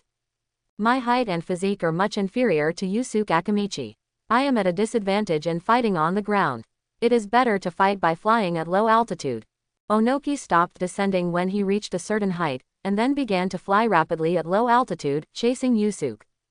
Seeing this, Yusuke knew that Onoki could not fall to the ground, but this was also within his prediction. You're the only one who can fly, right? Take this from me. The sword of the cliff. Boom. Following Yusuke's loud shout, a sharp stone blade covered with magma erupted from the ground like a volcano. The stone blade, like magma, grew 100 meters high in an instant like a mountain peak and rushed straight towards Onoki. The rock ninjas in the area where the cliff sword was launched did not even have time to react and were directly cut in half by the stone blade. Their bodies were burned to ashes before they could fly up. Occasionally, those who were lucky enough to be on the edge of the cliff sword were also rushed to a height of 100 meters by the rapid impact. Onoki was also startled by the sudden attack from below and wanted to speed up to dodge, but it was too late. The stone blade covered with magma was already in front of him. Earth Escape Earth Spear Technique. Dust Release. Original Realm Stripping Technique. There was no other way. Onoki, who was dodging quickly, hurriedly mobilized his chakra to harden his skin all over his body and increase his defense to the limit. At the same time, he held the dust release light ball that had not yet spread under his body, and used the decomposition ability of dust release to decompose the cliff. Yusuke watched Onoki's body dodge to the side, and smiled confidently. It's useless. My cliff sword was created by simulating a volcanic eruption. The firing speed of the stone blade is very fast. You can't dodge it at such a height. Before he finished speaking, the stone blade wrapped in magma hit the dust release light ball under Onoki. The diameter of the dust release light ball was too short. Even if the decomposition ability was much stronger than the spread, the speed of the stone blade could pass through such a short distance in an instant.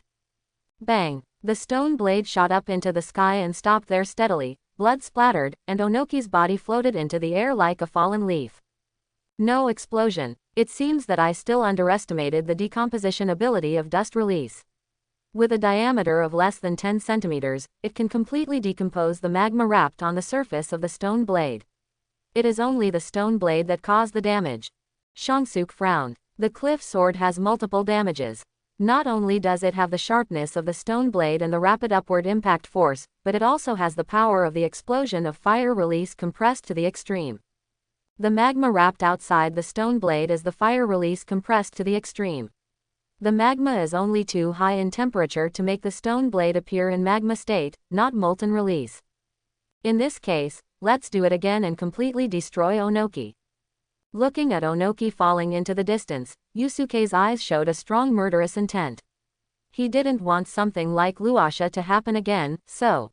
Boom! Another stone blade wrapped in magma rushed straight into the sky and rushed towards the falling Onoki. If this attack hit, it would definitely take Onoki's life. Dad, Lord Onoki. Seeing this, Wangtu, Huogong and others were anxious. They all got rid of the attacks in front of them and rushed towards Onoki with all their strength. But how could Orochimaru do what they wanted? Lightning release. Snake thunder. Orochimaru, who had already activated the Sage mode, stretched out his hand, and more than a dozen snake-shaped lightning bolts shot out, bombarding Wangtu, Huogong and other senior ninjas who intercepted him, preventing them from going to support. After blocking Wangtu and others, Orochimaru turned his head to look at the huge magma stone blade that looked like a mountain, with a smile on his lips. Yusuke, you were really a strong wind. It's amazing that you have made such progress in such a short time. On a distant mountain, Danzo was holding a telescope in his hand, followed by hundreds of elite ninjas from the root department. His face was extremely ugly, and he also looked at the cliff sword. Is this the power of Yusuke Akamichi? It's really the level of the teacher. I can't let him grow anymore, otherwise he must be the biggest stumbling block on my road to becoming Hokage. Thinking of this, the murderous intent in Danzo's eyes became more and more intense, and he turned his head and said to the person beside him, "Can you really help me get rid of Yusuke Akamichi?" Of course. A deep voice sounded from underground, and then a strange half-black and half-white creature wrapped in a pitcher plant emerged from underground, looked at Danzo and said with a smile, "My master wants to have a hearty battle before his death. You just need to let Akamichi Yusuke go to the uninhabited place in the Rain Country. I believe you should understand that my master is definitely capable of this." Uchiha Madara. Danzo's mind thought of the ninja Shira who was with the god of ninja world, Senju Hashirama. When Black Zetsu found him, he was also very surprised that Uchiha Madara was not dead, and actually escaped with his life in that battle, and hid in the ninja world for many years. At first he didn't believe it, but when Black Zetsu told him what happened that year, he was already half believing and half doubting in his heart, because he wanted to do human experiments and robbed Uchiha Madara's tomb, and indeed did not find a body in it. After confirming that Uchiha Madara was most likely not dead, Danzo was more afraid. You know, the Shira of ninja world is not boasted, but killed. Whether it was in the Warring States period or the early days of the ninja village, Uchiha Madara's deterrence was not comparable to any ninja, not even Senju Hashirama. Of course, this is not to say that Senju Hashirama is not as strong as Uchiha Madara. On the contrary, Senju Hashirama is stronger, but he has a gentle personality and will not kill without reason, so he is slightly inferior to Uchiha Madara in terms of deterrence. At the same time, he was also wondering what conspiracy Uchiha Madara had. What was he planning for all these years without any movement in the ninja world? But soon he felt that this was an opportunity. It has been so many years. If Uchiha Madara is still in his 90s, he is considered over 90 years old in this world where the average age of ninjas is only half 100. He is probably too old to move. How much of his strength is left? It is just right to use the power of Uchiha Madara to deal with Akamichi Yusuke. No matter who dies, it is a win for him. He can also confirm the authenticity of this strange creature and whether Uchiha Madara is alive. Sure, I will arrange for Yusuke Akamichi to go to the Land of Rain. I hope he won't let me down then. Don't worry, I won't let you down. Black Zetsu sneered and disappeared into the ground. On the battlefield, as the cliff sword approached Onoki, just when everyone thought he was doomed, Onoki turned in the air and used the super light heavy rock technique to speed up and dodge the attack. Because the light and heavy rock technique made Onoki lighter, the previous cliff sword not only did not cause much damage to Onoki, but instead pushed him to a higher position. So is there time to dodge this cliff sword?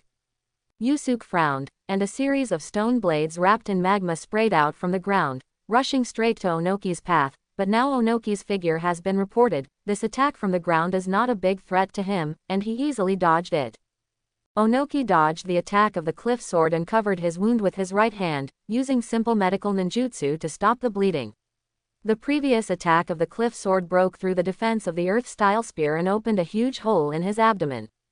If he had not been in the state of super light and heavy rock technique at that time, his weight was almost zero and he was blown up a distance, otherwise the previous attack would definitely cut him in half. Wangtu, Huogong, you two take the Iwagakure and retreat. Wangtu and his men who were fighting Orochimaru below gave the order to retreat.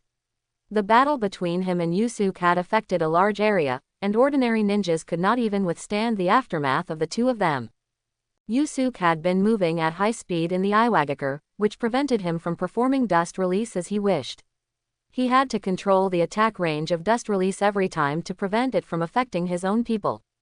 And this Yusuke Akamichi's attack was even more exaggerated. The 100-meter-long cliff sword not only had a strong attack power, but also a very wide range. Every time he attacked, it seemed that he had no achievements, but in fact, he released it among the Iwagakure ninjas, and almost no Konoha ninjas were affected. Just the series of attacks just now killed nearly 300 Iwagakure ninjas. His control was amazing. Yes, upon hearing the order, Huang Tu immediately dealt with Orochimaru's attack while asking Huogong and other senior ninjas to organize the Iwagakure to retreat. Orochimaru looked at Onoki in the sky, a smile appeared on the corner of his mouth, and he turned around and ordered, "Konoha ninjas, let's retreat too." The people of Konoha were immediately confused. They obviously had the upper hand, so why did they have to retreat? However, they still obeyed Orochimaru's order, because they knew that Orochimaru must have his own reasons for doing so. So they left their opponents in front of them and used the instant body technique to retreat to the rear. When they heard the angry shout in the sky, the ninjas of Konoha were glad for their choice. Dust release. Limit stripping technique. Along with this angry shout, a dust release light ball appeared among some of the Konoha ninjas who fell behind, and then the white square barrier quickly spread outwards, and even the tall rocks disappeared instantly wherever it passed. Onoki, you can't attack me, so you attack the Konoha ninja. What a good trick. Yusuke's face looked grim, and he used the Flying Thunder God technique, turned into a black light and disappeared, and the next moment he appeared next to Hyuga Hazashi, and then rushed towards the spreading dust release barrier without any hesitation. Hyuga Hazashi was not at all surprised by Yusuke's appearance, because Yusuke had left the Flying Thunder God mark on his body before, but when he saw Yusuke running towards the dust release barrier, his face suddenly changed, stretched out his hand and said, "Lord Yusuke, don't." He saw the power of dust release in his eyes. Isn't it courting death to actively approach the dust release barrier? But Yusuke's speed was very fast, and he was outside the dust release barrier in an instant. At this time, the dust release barrier had decomposed several Konoha ninjas who failed to dodge in time, and turned them into molecules in the atmosphere. 4 Imperial Seals. Yusuke quickly formed seals with his hands, definitely more than 10 seals per second, and formed 35 seals in just 3 seconds. This was the first time Yusuke had formed seals in battle since he completed his training, and he formed so many seals, which showed how powerful this technique was. The moment the seals were finished, Yusuke clapped his hands on the ground, and suddenly 4 golden stone pillars rose from the 4 directions, wrapping the dust release barrier in it. The stone pillars were engraved with densely packed sealing patterns, and faintly visible dragon, bird, tiger and turtle shapes. The stone pillars glowed with golden light, connected to each other, and turned into a square barrier, wrapping the white barrier of dust release in it. The white barrier spread rapidly and instantly hit the golden barrier. It did not decompose the golden stone pillars and barrier as everyone thought, but instead stalemated each other. The invincible decomposition ability of dust release could not do anything to the golden barrier. Instead, the chakra was absorbed by the golden barrier, becoming smaller and smaller, and finally disappeared. Phew, fortunately, I created this 4 Guardians barrier on a whim before, otherwise we would have suffered serious losses this time. After a long sigh of relief, Yusuke looked up in the direction where Onoki was before, and found that Onoki was no longer there. Looking in the direction of the Iwagakure's retreat, he found that Onoki was floating in the air to cover the retreat of the Iwagakure. At this time, Yusuke also understood Onoki's thoughts, and said with some regret, "What a cunning old man." Onoki, who was covering the retreat of the Iwagakure, looked back from time to time, and saw that Yusuke actually used a weird ninjutsu to offset the dust release. He took a breath of cold air, and at the same time felt a little regretful. Only a few Konoha ninjas were killed. Everybody speed up and try to get back to our camp within half an hour. Yes, on the battlefield, the ninjas of Konoha also evacuated in an orderly manner. Orochimaru's eyes first turned to the dozen or so cooled lava stone blades behind him, and finally to the 4 stone pillars shining with golden light and the barrier that had not yet dissipated, and asked, "Yusuke, I didn't expect you to create such a powerful barrier technique, which can enhance the defensive ability of your own barrier by absorbing the chakra of the opponent's attack." As a researcher who wants to learn all ninjutsu, he can see at a glance that the principle of Yusuke's 4 guards barrier is a ninjutsu formed by combining sealing techniques and barrier techniques. It sounds like the principle of this ninjutsu is very simple, but it is very difficult to do, otherwise many of the ninja world's super defensive barriers would not require multiple people to perform at the same time, and the most famous of them are the Uchiha Fire Array and the 4 Red Yang Array. And Yusuke's 4 guards barrier was obviously created with reference to the 4 Purple Flame Array in his ninjutsu collection, but the defensive power is really terrifying. This ninjutsu has not been completely perfected yet, If you want it, I will write it on a scroll and send it to you after the war is over. For Yusuke, all ninjutsu that require hand seals are imperfect. Who would be addicted to hand seals? Aren't real ninjas supposed to get whatever they want as soon as they think of it? That's a great feeling. Orochimaru, who got what he wanted, licked his lips with his long tongue. He was very happy and moved closer to Yusuke and asked, Yusuke, I see that the immortal lines on your body are getting fewer and fewer. Do you have any new ideas? Yusuke nodded and smiled. There are 2 related theories. My rapid progress is also related to one of them. 2 theories, Yusuke, you are really amazing. Orochimaru looked at Yusuke with surprise, and was even more amazed at Yusuke's endless ideas. He never thought that a person's thinking could be so wild and unrestrained, and not restricted by the human world at all. Yusuke smiled and did not hide it, because he knew that it was not enough for one person to create a true practice method. Dharma, wealth, companions and land must all be available to create a true practice method. The first theory is what I am practicing now. Through the immortal chakra, I can create the perfect 8 systems of the human body just like I perfected the 6-story immortal thief, so that life can complete its evolution and completely become an immortal body that belongs to me. Orochimaru, who knew the human body very well, heard this theory and murmured in disbelief. If the 8 human systems, including breathing, digestion, circulation, and endocrine, are all built to perfection, I can't imagine what people will look like then. With indestructible defense, thunder-like bursts, a gluttonous appetite, lightning-fast reactions, and a body that is immune to all poisons, immortality will no longer be a dream. Thinking of this, Orochimaru smiled triumphantly. He felt that he was getting closer and closer to immortality. As long as he followed this theory, his dream would definitely come true. After laughing triumphantly for a while, Orochimaru realized that he had lost his composure. He coughed twice and said seriously, Yusuke, what about the other theory? Yusuke smiled and continued, the second theory is just a theory. I haven't tried it, but according to my speculation, it is likely to be realized.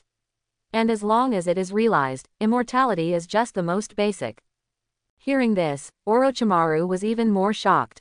He originally thought that the first theory that could make people immortal was shocking enough, but he didn't expect that the second theory of immortality was just the most basic. He quickly asked, what is the theory? Actually, this theory is the result of my research on the tailed beast chakra. I found that chakra can not only be transformed into matter, but also from matter into chakra. So what? Orochimaru was a little confused. He knew that Yusuke had a large amount of 9 tails chakra in his hands, and he also obtained Shukaku's tail in the battlefield of Wind Country last time, but is there anything special about these chakras? He has also studied the tailed beast chakra. Although he thinks this kind of chakra is very special, it doesn't help much for his research, so in the end it was left unfinished. He doesn't understand how the tailed beast chakra can help humans. Yusuke's eyes were full of pride, and he smiled. Teacher, you must know that the tailed beasts are immortal creatures that can be seen in the ninja world. Their history can be traced back thousands of years ago. I understand what you said, but the tailed beasts are chakra creatures, they don't have a physical body, isn't it normal for them to live forever? After being reminded, Orochimaru reacted immediately, and he vaguely guessed Yusuke's idea in his heart, and at the same time he was even more confused. He had studied the tailed beasts, so he naturally understood the life form of the tailed beasts, but what did this have to do with Yusuke's theory? Teacher, didn't I just say that? Chakra can be transformed into matter, and matter can also be transformed into chakra. As he spoke, Yusuke picked up a stone with his foot and put it in his hand. The senjutsu chakra condensed on the stone. Under Orochimaru's shocked eyes, the stone was quickly assimilated into chakra under the infection of the senjutsu chakra, and in the blink of an eye it turned into stone again, and then it continued to transform between stone and chakra. According to this discovery, I found that matter and energy are not independent of each other, but can be transformed into each other. In this case, just as the human body can be transformed into chakra life through chakra, does it mean that people can also be immortal like the tailed beasts? The tailed beasts are not simple chakra lives, they can be transformed between matter and energy, just like in the original work, Kinkaku and Ginkaku swallowed the meat of the 9 tails in its stomach and obtained the 9 tails chakra. And the tailed beast transformation is to first transform the human pillar into chakra, and then condense the matter into a tailed beast. It was with this conjecture that Yusuke wondered if he could create a chakra version of the reverse life triple. After listening to the complete theory, Orochimaru also began to reason in his mind and found that the possibility of this set of theories was much higher than the previous human body system theory. The most important thing is that the Dragon Immortal mode he studied has already had a trace of material transformation into immortal chakra. He suspected that Yusuke proposed this theory for him. Orochimaru really guessed right about this. Yusuke had obtained the Nine Tails chakra a long time ago and had never stopped studying it. In this process, he also unintentionally discovered the mutual conversion property between chakra and matter. After discovering this property, the practice method of the 3 levels of reverse life came to his mind. He was not opposed to transforming life into the life form of the tailed beast, because in his speculation, the final form of life evolution is a special life that can transform between energy and matter. But because of the Otsutsuki clan, Yusuke always felt that it was inappropriate to transform into a life state similar to the tailed beast now, and the strength of the 9 tailed beasts has not increased much in so many years. He was also afraid that his strength would not increase if he transformed into this life form in advance. The most important thing is, will the food eaten by the transformed tailed beast still taste good? If the food eaten by the transformed tailed beast has no taste, it would be better to kill him. So he wanted his teacher Orochimaru to help him try it, and by the way, perfect this set of theories, lay a foundation for his future practice, and let Orochimaru, after all, as long as Orochimaru can be immortal and learn all the ninjutsu, he doesn't care about gender, life form, etc. How can he let go of such a useful tool? Feeling Orochimaru's gaze, Yusuke smiled and said, "Teacher, do you want to try the second theory?" Orochimaru was a little strange. "Yusuke, tell me honestly, is this theory specially designed for me?" Yusuke waved his hands again and again. "Teacher, don't get me wrong. I discovered this theory accidentally, but it is not suitable for me now. At the same time, I found that your sage mode is very consistent with this theory, so I want to give it to you. Isn't it suitable now?" Orochimaru accurately grasped the key point, looked at Yusuke and nodded. "In this case, let me perfect this theory. Then I will tell you all the conjectures of this theory. There are 3 types of this theory. The first level is the foundation. First, use chakra to continuously nourish the body, so as to strengthen the body and make the body cells fully adapt to chakra. You have achieved this, teacher." Hearing this, Orochimaru nodded. This first level is actually Yusuke's previous theory. The real focus should be the next 2 levels, so his attention is also on Yusuke's next theory. The second level is to temporarily turn the internal organs, bones and blood into chakra to a certain degree, so when the flesh and blood are damaged, it is not the usual way to regenerate but can be repaired with chakra. Hearing this, Orochimaru has already thought of the advantages of this state in battle. No matter how serious the injury is, as long as he is not dead, he can recover quickly with sufficient chakra in his body. Not only that, because the internal organs and bones in the body have been turned into chakra, the power that is released is definitely above the pure flesh, and the increase in combat power is also very strong. Thinking of this, he became more and more satisfied with this theory. At the same time, he also had a guess about the third level. He looked at Yusuke and smiled. So this third level is to completely turn the whole body into chakra, integrate the soul enhanced by the spirit transformation technique into it, and then use the theory of the mutual transformation of matter and energy to completely transform into a life form similar to the tailed beast. Teacher is smart. Yusuke gave a thumbs up to show his approval. After confirming the prototype of the theory, Orochimaru wanted to get the chakra of the 9 tailed beasts immediately. In that case, I must collect the chakra of all the tailed beasts for research. Teacher, don't worry too much about this. We already have the chakra of the 1 tail and the 9 tail. This time, Onoki will definitely call the 4-tailed Jinchuriki Laozi and the 5-tailed Jinchuriki Han to the battlefield to free me. This way, we will have a chance to collect the chakra of these 2-tailed beasts. As for the other tailed beasts, I believe that as long as I say something, Brother Minato will be happy to help collect the chakra of the 2-tail and the 8-tail. As for the remaining 3-tail, 7-tail and 6-tail, I believe there will be plenty of opportunities in the future. Yeah, that's right, Orochimaru nodded. At this time, the 2 of them had already brought the team back to the Konoha camp. In order to prevent Danzo from getting this theory, they tacitly chose to keep silent and stop discussing. In the camp, Danzo had been waiting here for a long time. When he saw Yusuke and Orochimaru walked in, he directly asked, "You obviously have the upper hand, why don't you choose to pursue and eliminate the Rock Ninja? Are my orders just for show? Do you know that if you do this, the Rock Ninja will launch a bigger attack later? How much loss will Konoha suffer in the future? How many Konoha ninjas will die because of this?" Danzo's voice was not suppressed at all, but very loud. All the ninjas in the camp heard it clearly, and under the guidance of the root ninjas, discussions broke out. Some questioned Orochimaru's orders, while others agreed with them. There was even a hint of dispute between the two sides.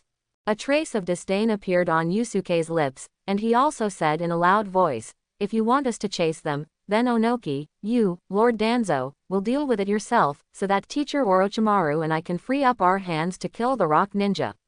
As long as Lord Danzo agrees, I will lead the team to chase the Rock Ninja now. Raise your hand." Hazashi, who was struggling, suddenly heard Yusuke's voice in his mind, which scared him. He looked up and found that everyone else was looking at Danzo and didn't notice him. He immediately understood that it was Yusuke who was using special ninjutsu to convey a message to him.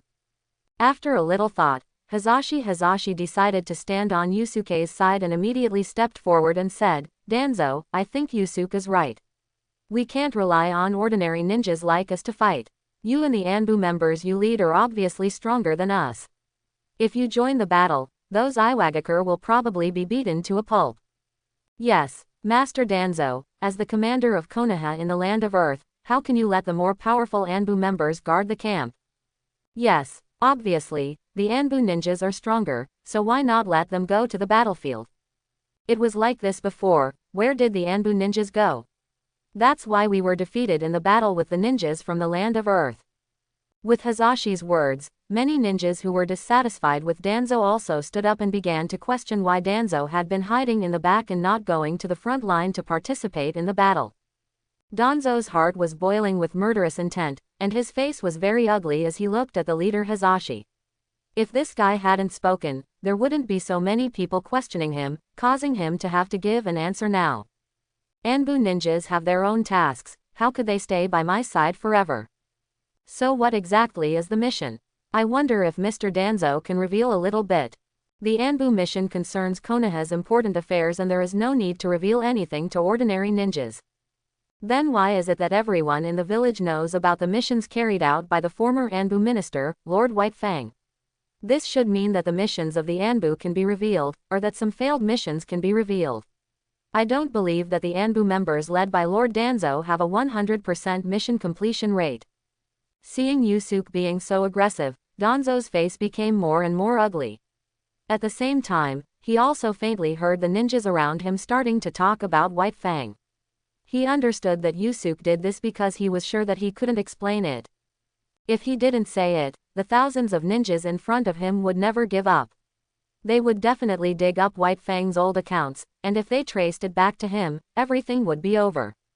If he said it, the fact that he sent the root ninjas to find the Rinnegan would be exposed, and then it would be reported that he ignored the victory of the Konoha War because of his selfish desires. His reputation would decline, and he would never be able to become Hokage. If he made up a story, it would be full of loopholes in such an emergency. Can't these ninjas just be tools and listen to my orders?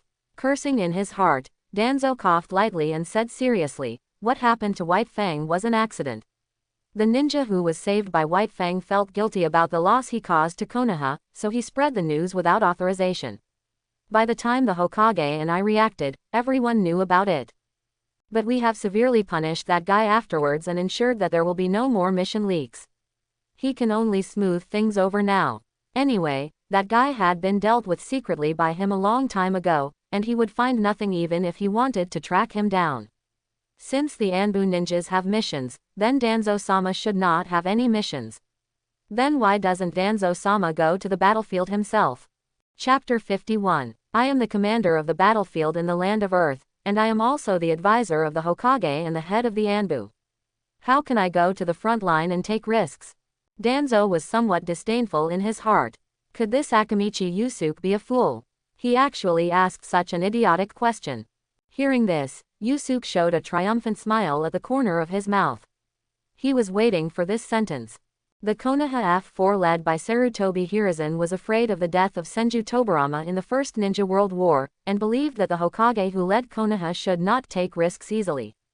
Therefore, in the Second Ninja World War and the Third Ninja World War, Sarutobi Hiruzen, as the Hokage, has been staying in Konoha to command remotely. Udatane Kaharu and Mitomen N followed suit and also stayed in Konoha to serve as advisors. Only Danzo occasionally appeared on the battlefield because of his personality, but Danzo cherished his life very much and never took risks easily. He basically commanded in the tent and at most let the root members assassinate on the front line. But this practice goes against the will of fire. Where Konoha dances, fire will also continue. The meaning is actually very simple. Young people are the hope of the future, and the older generation must trust and protect them. The sacrifice of the older generation is not meaningless, but will inspire young people to become the pillars of the future. In the heart of Hashirama Senju, the will of fire is a spirit of selfless dedication. There should be no difference in status. As long as one is a ninja of Konoha, even if he is a Hokage, he must dedicate his strength to protect existence. But what Danzo said now is completely contrary to the concept of the will of fire. Except for the root ninja Danzo who follows his lead, Yusuke, and Orochimaru who do not believe, the rest of the ninjas basically grew up under the whispers and influence of the consciousness of fire. It can be said that the will of fire is the belief in their hearts. Now Danzo's words are subverting their impression of the will of fire. They can't believe that this is what a Hokage advisor said. Oh, then why can Rasa, the Kazekage, and Onoki, the Tsuchikage, go to the front line, but Danzo-sama, who is only the Hokage's advisor, can't? Moreover, Danzo-sama, you are also the head of the Anbu. I clearly remember that the position of the head of the Anbu in Konoha is to lead the Anbu members to kill the enemy on the battlefield. Yusuke's words seemed to be the last straw that broke the camel's back. All the Konoha ninjas showed a look of realization and looked at Danzo with questioning eyes. Yes, Rasa trusts the Kazekage, and Onoki has been in the position of Tsuchikage for many years. You, Danzo, are just an advisor to the Hokage. Why do you have to hide in the back?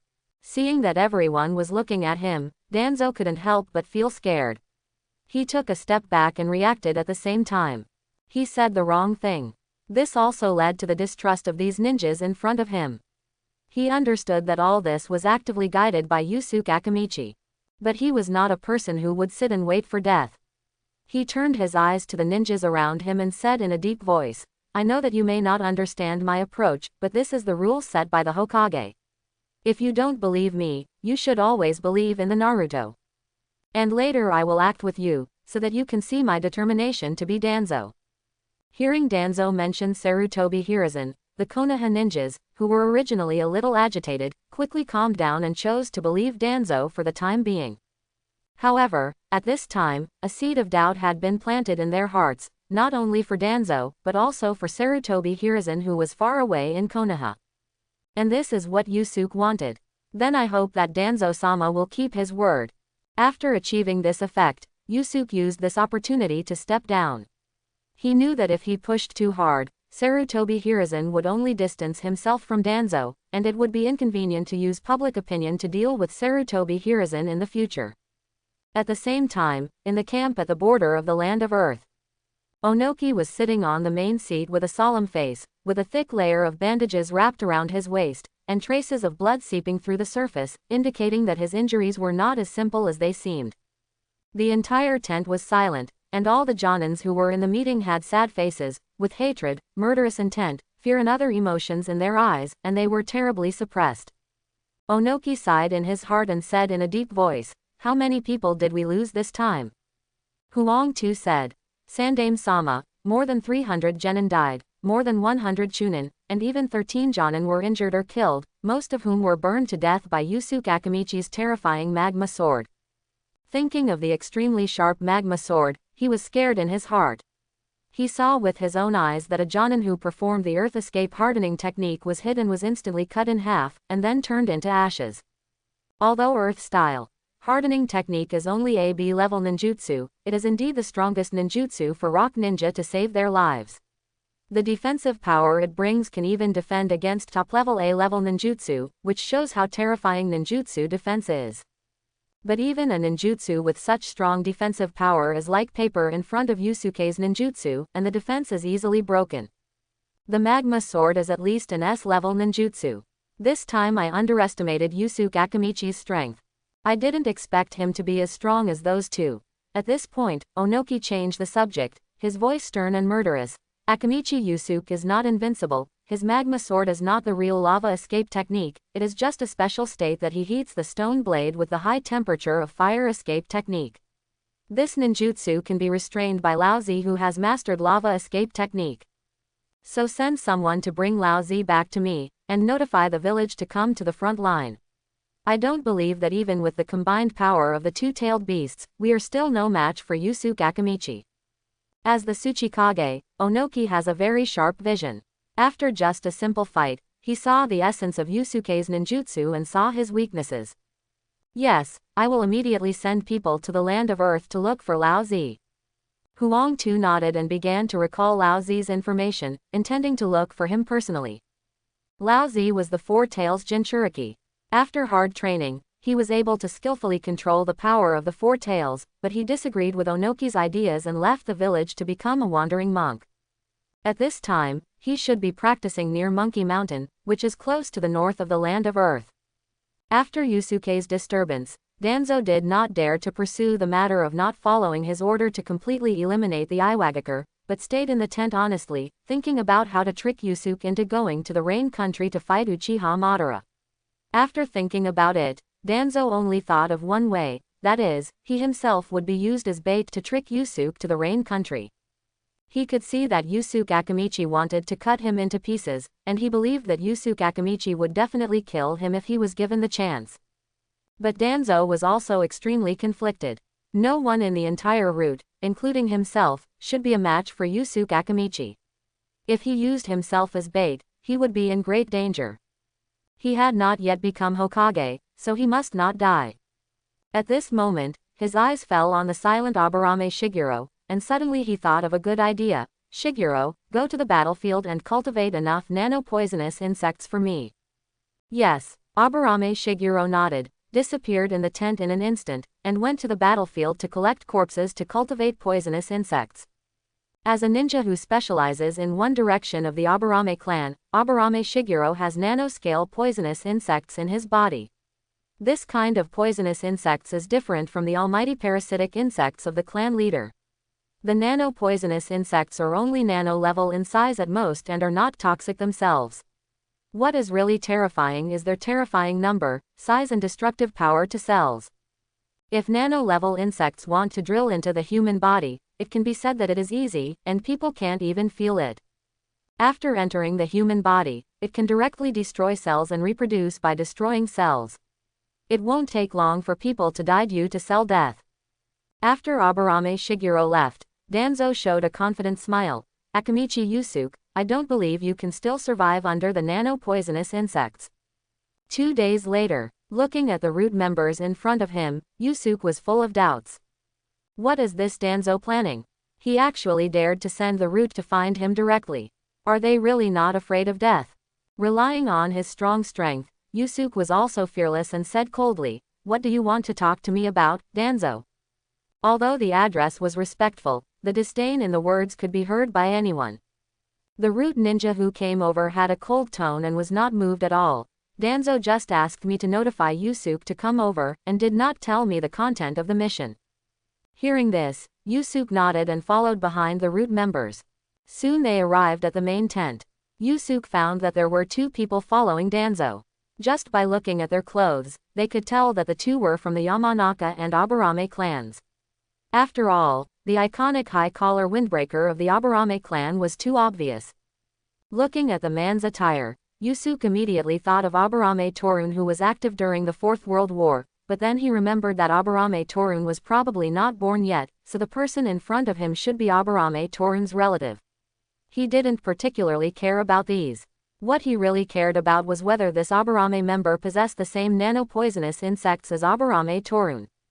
Thinking of this, he also guessed some of Danzo's plans.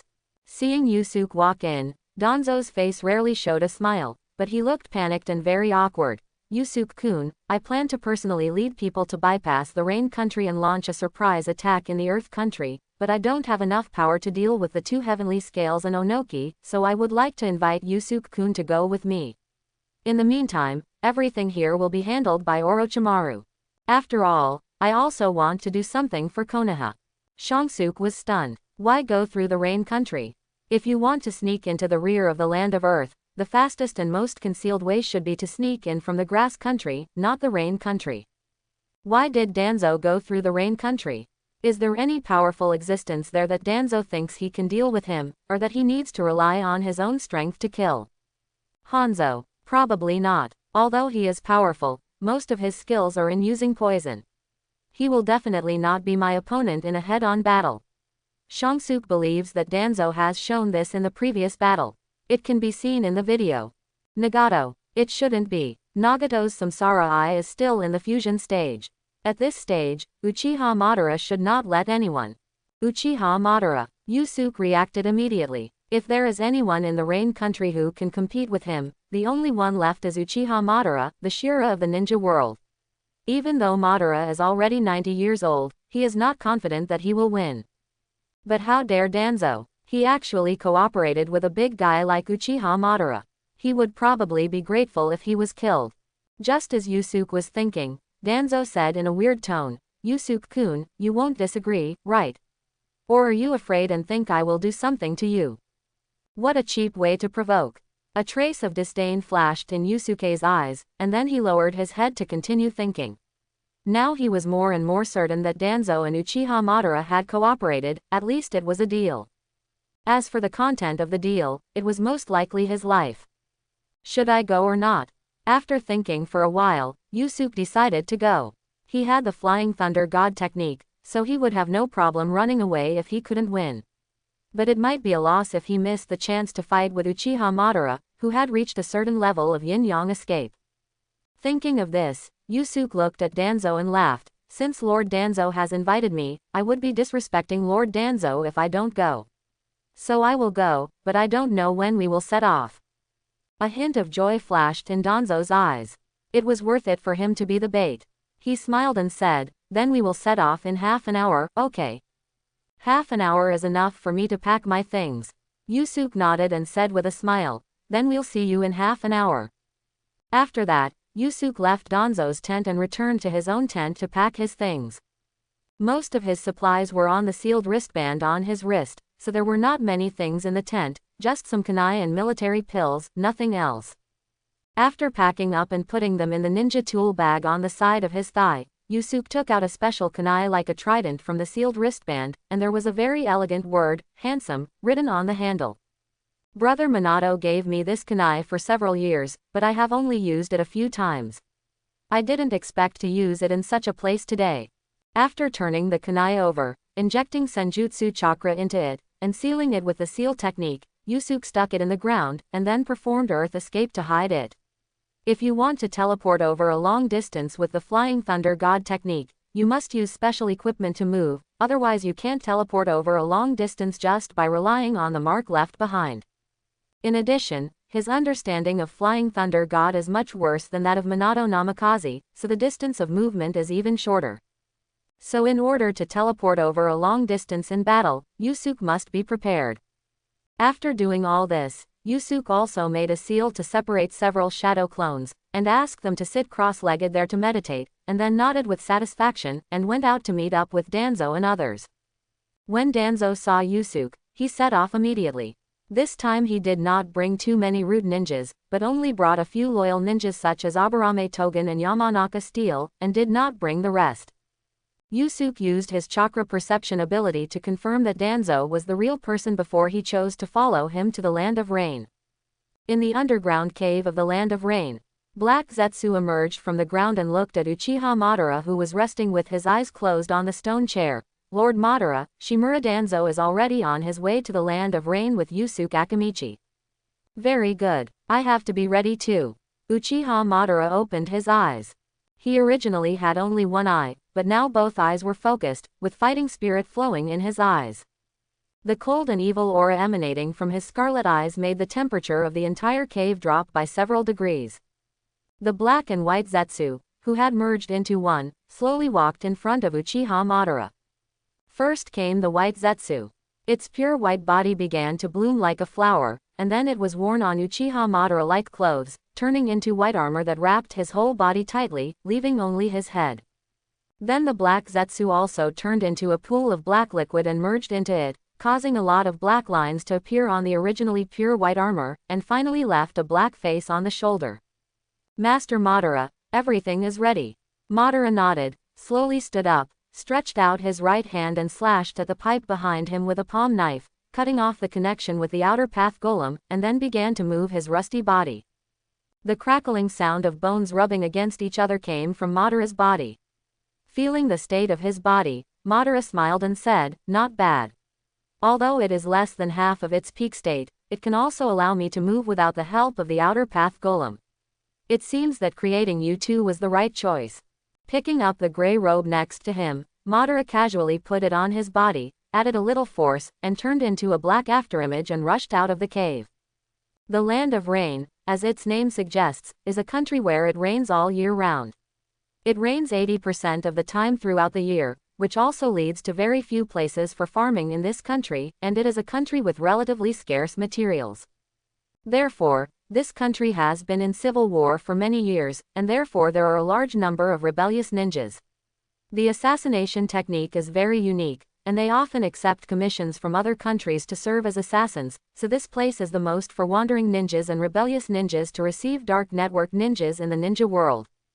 It was rainy in the sky, and there was no sunshine at all. Yusuke followed Danzo and ran fast on the muddy road. Suddenly, a huge amount of chakra appeared in front of him. In terms of chakra amount alone, even Shukaku, the one-tailed beast, could not compare.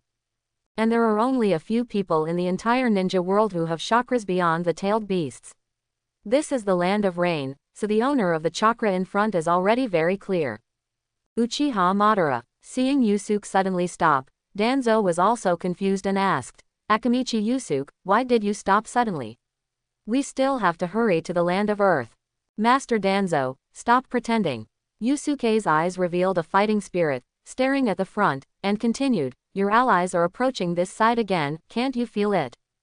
Uchiha Madara. Thinking of this name, Danzo's heart trembled, turned his head and looked in the direction of Yusuke's sight, only to see a figure slowly walking towards this side in the dark rain in the distance. Although the speed was very slow and the body was not very tall, Danzo could feel an unparalleled domineering aura, and the figure couldn't help but retreat, as if the whole world was pressing down on him. As the figure approached, he saw the extremely familiar face supported by the white armor. Even though he looked very old, he recognized the person at a glance. It turns out that it is Uchiha Madara. Danzo was so frightened that even his speech became unclear. Aburame Shiguro and Yamanaka Ganban beside him could not move at all, as if their bodies were no longer their own and they could not control them at all. Tap. The crisp footsteps stopped, and Madara stood steadily about 50 meters away from Yusuke. He first looked at Danzo and the others in front of him with disdain, who didn't even have the awareness of defense, and then his eyes fell on Yusuke, showing a look of surprise. "Akamichi Yusuke, I've been waiting for you for a long time. But you don't seem surprised by my existence. It's as if you knew I was coming." Yusuke slowly walked in front of Danzo and others, looking at the man in front of him with fighting spirit in his eyes, and smiled. "Because of some intelligence, I already knew that the Shira of the ninja world Uchiha Madara was not dead, but was hiding in the Rain Country, so when Danzo invited me to take a detour to the Rain Country, I guessed it might be the senior.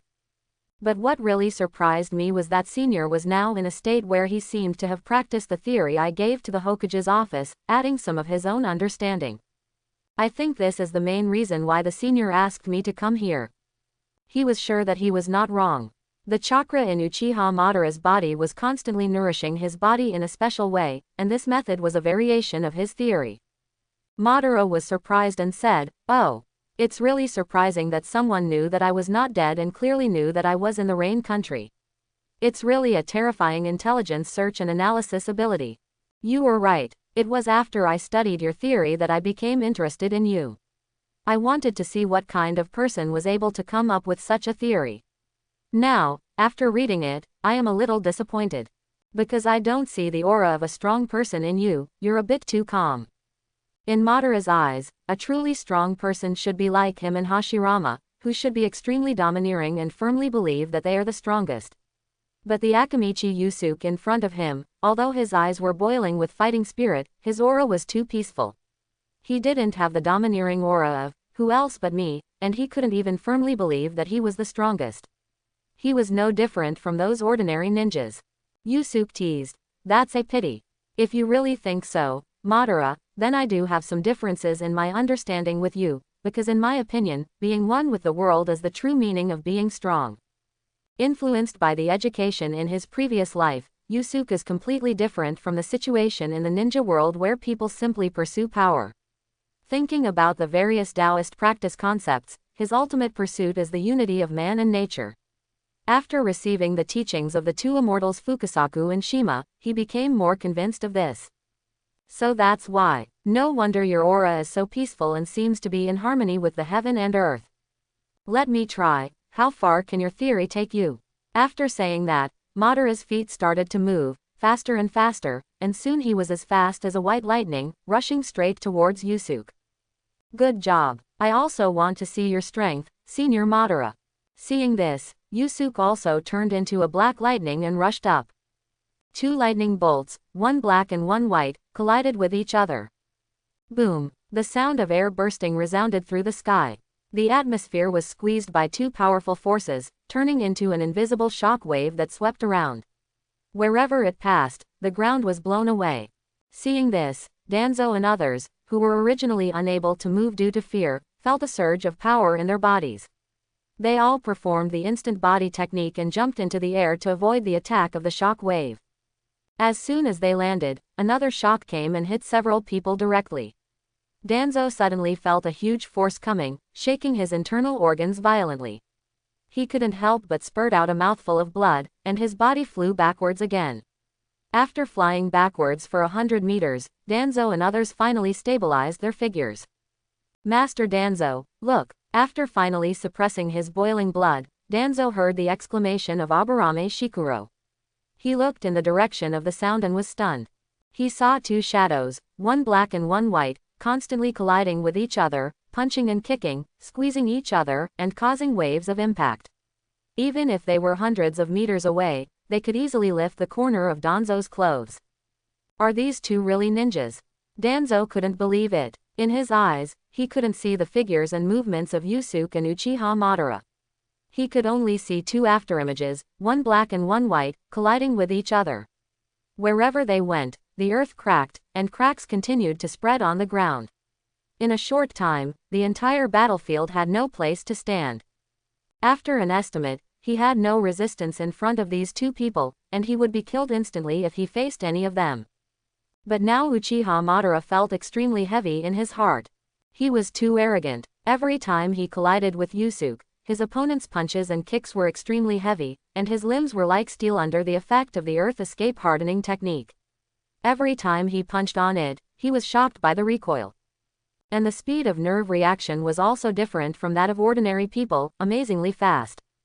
Combined with the super perception ability, it was a perfect killing machine, with perfect offense and defense conversion, easily avoiding his attacks.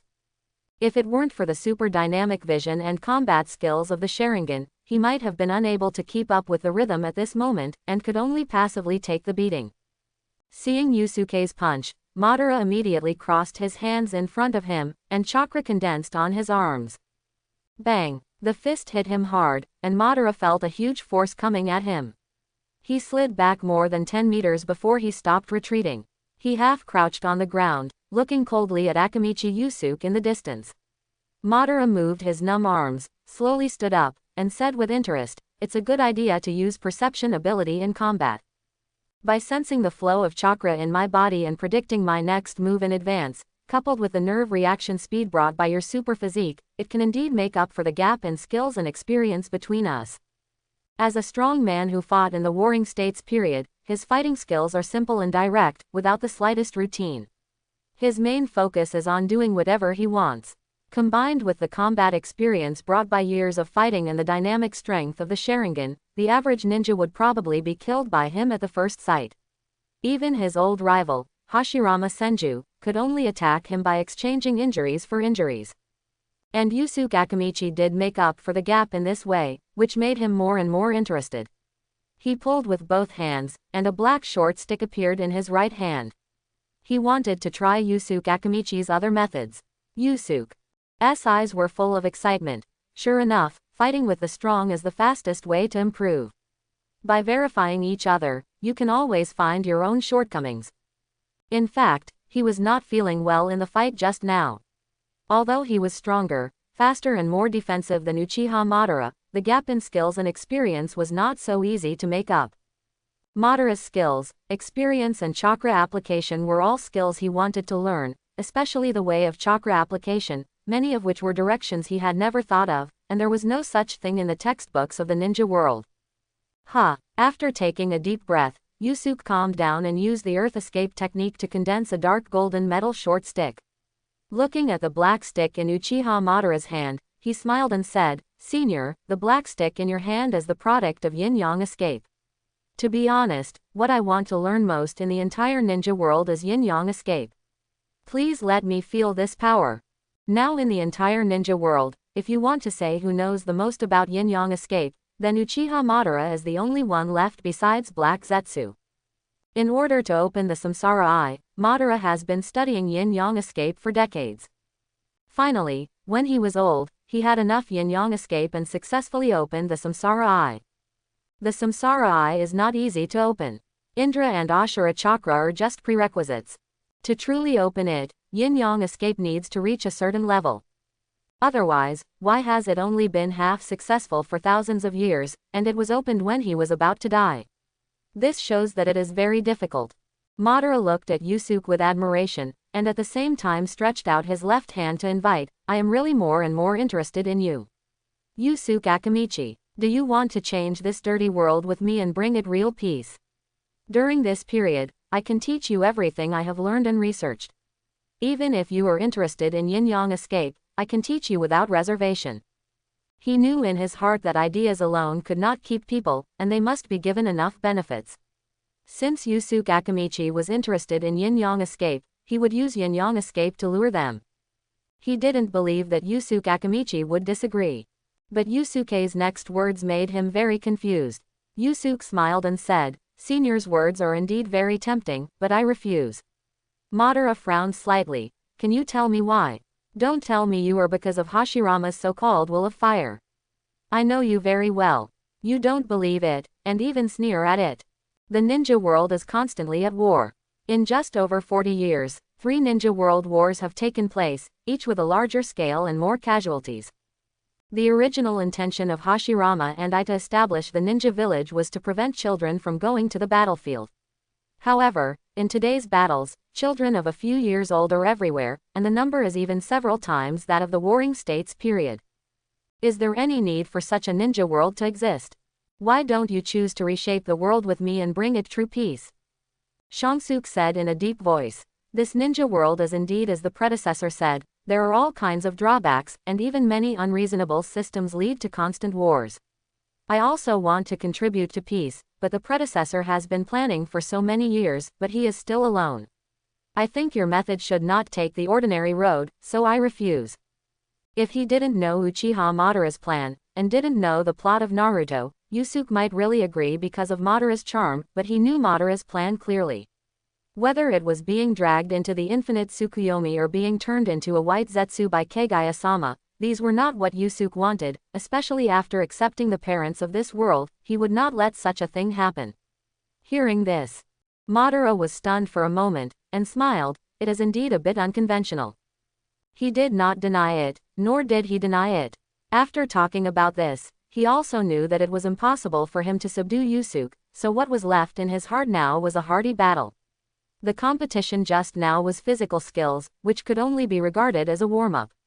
Next, he would not hold back and would use all his means to fight. The smile on Madara's face was restrained, and he became serious and solemn. At the same time, azure chakra began to bloom around his body, and the domineering momentum pressed towards Yusuke like the abyss of heaven. Yusuke still smiled at the corner of his mouth, and the wind was light and the clouds were light, and the dark golden aura rose up. Fire style fire extinguished. With his hands, he simply formed the tiger seal, the symbol of fire release, and Madara's head tilted back slightly. An extremely hot beam of fire spurted out of his mouth. The beam of fire swelled with the wind and instantly turned into a sea of fire. The range was so wide that it stretched for hundreds of meters, sweeping towards Yusuke like a wave. The scorching heat scorched the air of the entire rain country. The originally humid air became extremely dry, and the rain turned into water vapor and stayed in the air before it fell. As the rolling heat wave hit, Danzo instantly felt a pain in his skin, and realized that his skin had been burned. He quickly took the rude ninjas such as Aburame Shiguro away from the battlefield, his eyes full of disbelief. Is this really just a B-level fire escape? The veins on Shiguro's forehead, who was following Danzo, bulged with sweat.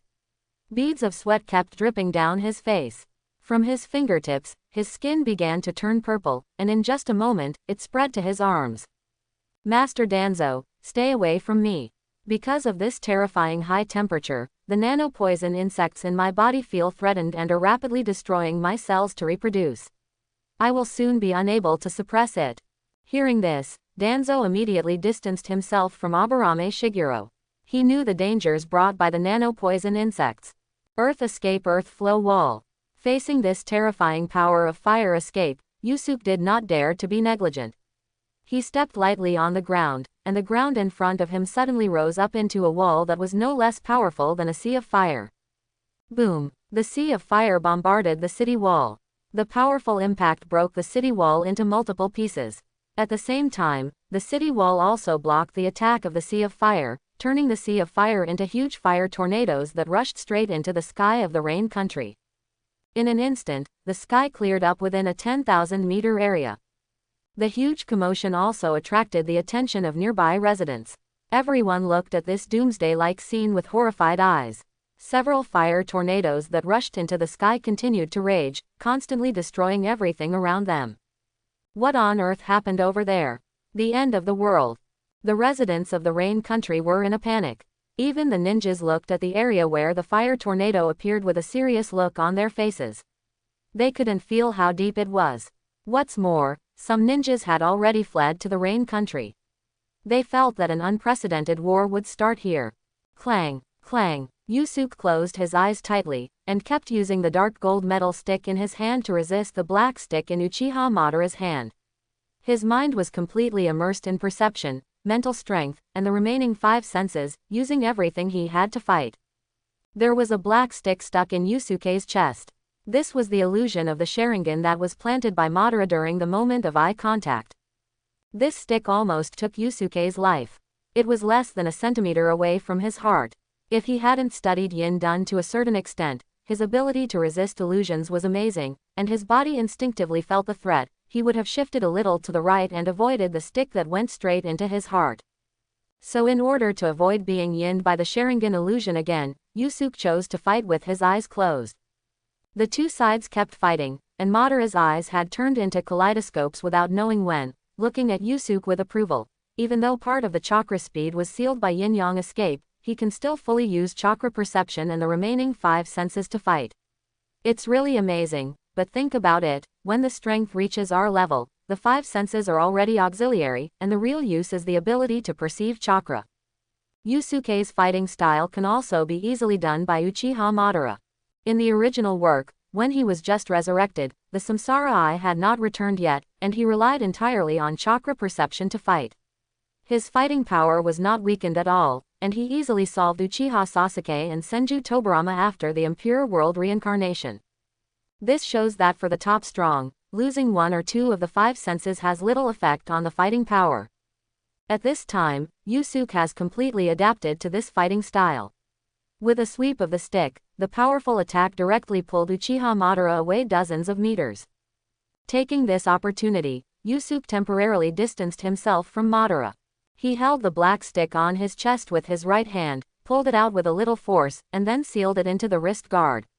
The black stick was the product of yin-yang escape, which would be of great help to his future research on yin-yang escape.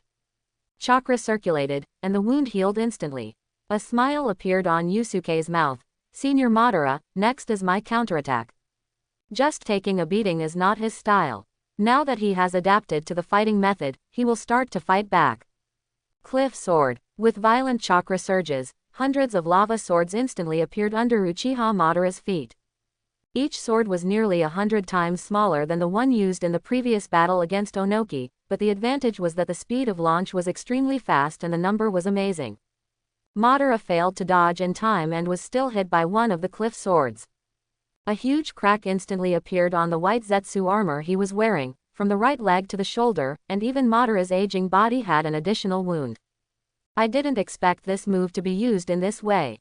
It landed steadily on a cliff sword. Madara's white Zetsu armor was instantly restored. He looked at Yusuke with some surprise. He had known about the cliff sword move from the intelligence of Black Zetsu. He didn't care about this move at first. Although the attack power was strong, the speed was too slow for him. It was too easy to dodge. He just didn't expect there was such a group attack method.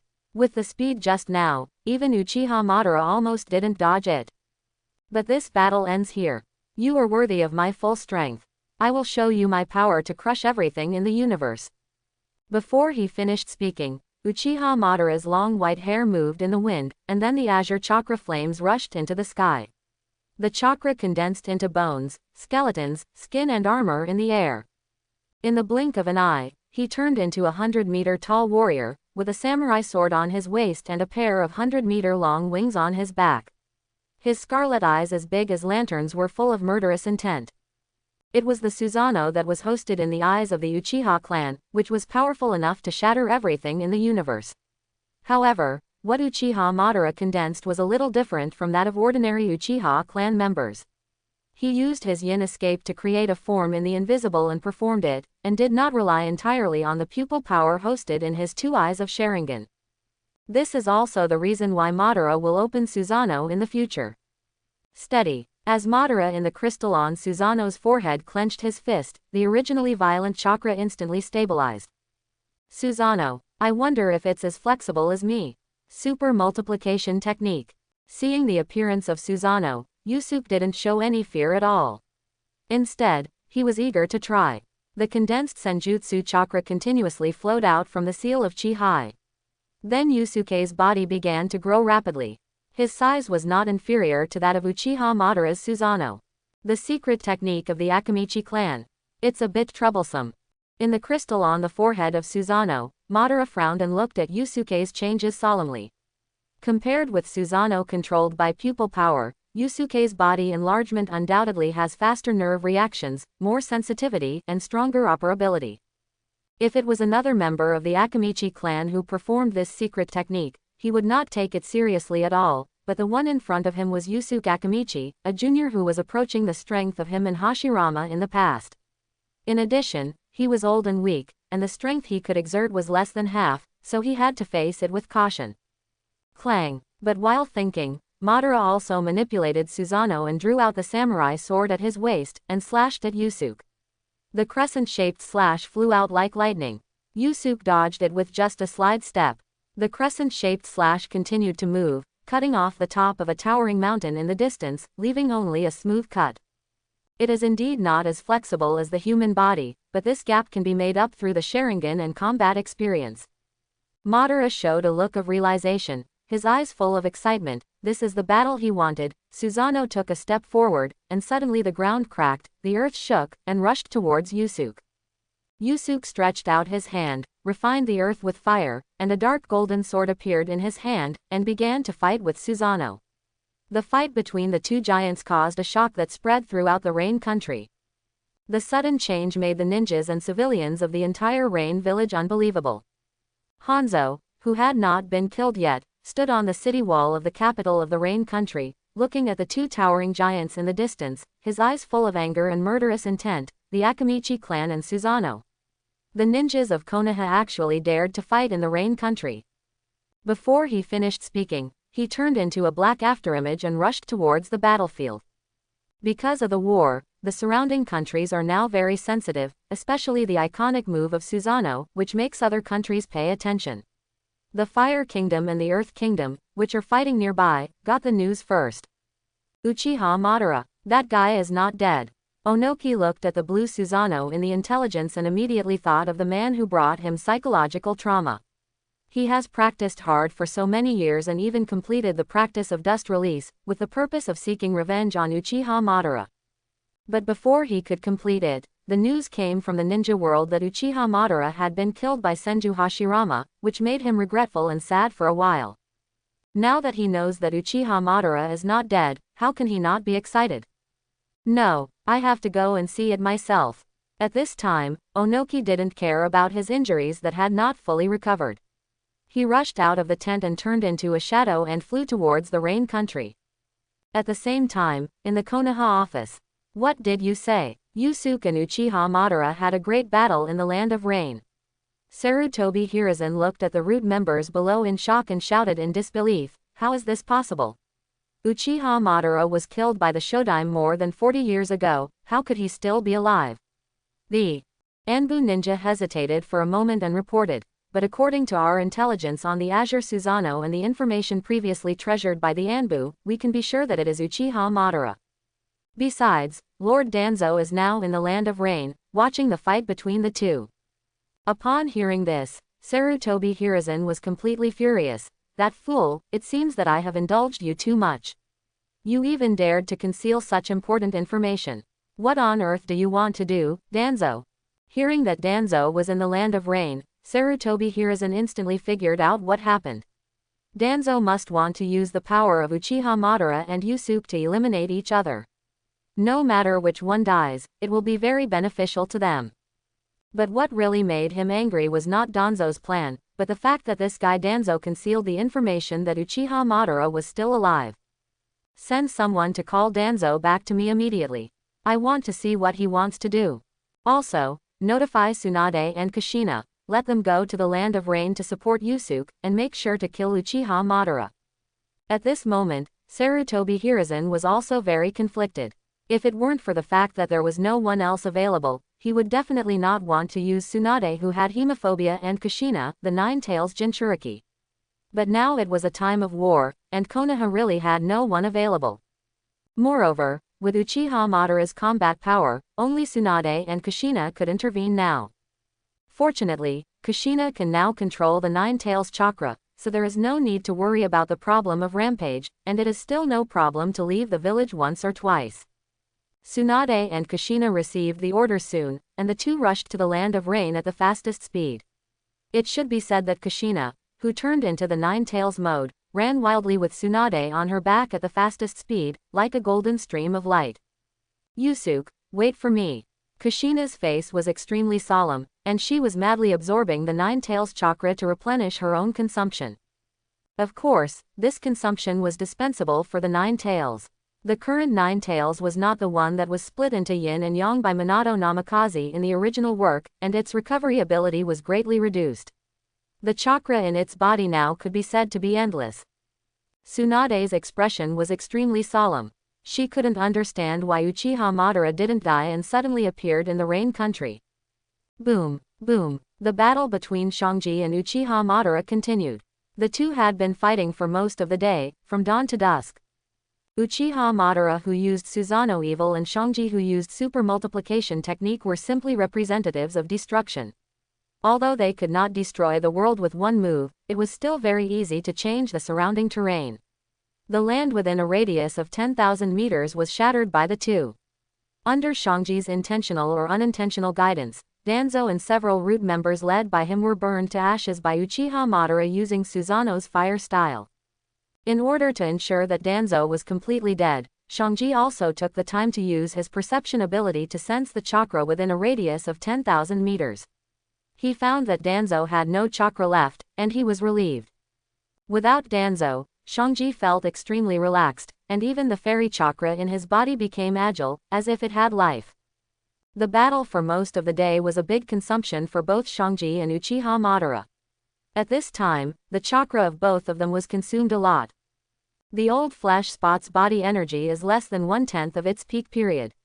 Even with the blessing of the black and white Zetsu, the chakra in his body is less than half of his peak period. In today's high-intensity battle, his chakra has reached the bottom, and even Susanoo is about to fail. The armor on his body and the wings behind him have long disappeared, and even his body has begun to become illusory and unstable. Shang Jia is lucky. He has accumulated chakra day by day for more than 10 years. The fairy chakra in the Chi-Hai seal is not endless, but it will not be much different from the chakra of the Nine Tails. After most of the day's battle, he only has 1/5 of his chakra left, which is enough for him to fight to the end. Madara took a deep breath. He had reached his limit. For his own plan, it would be counterproductive to fight again. So Madara dissipated Susanoo, landed steadily on the ground from the air, and said with a smile, "Junior, I am very happy with this battle. I hope that when I see you in the future, you can reach the level of Hashirama and I, or even stronger. I look forward to fighting with you." Yusuke was stunned, then he released the super multiplication technique, restored his original body shape, and faced Madara from a distance.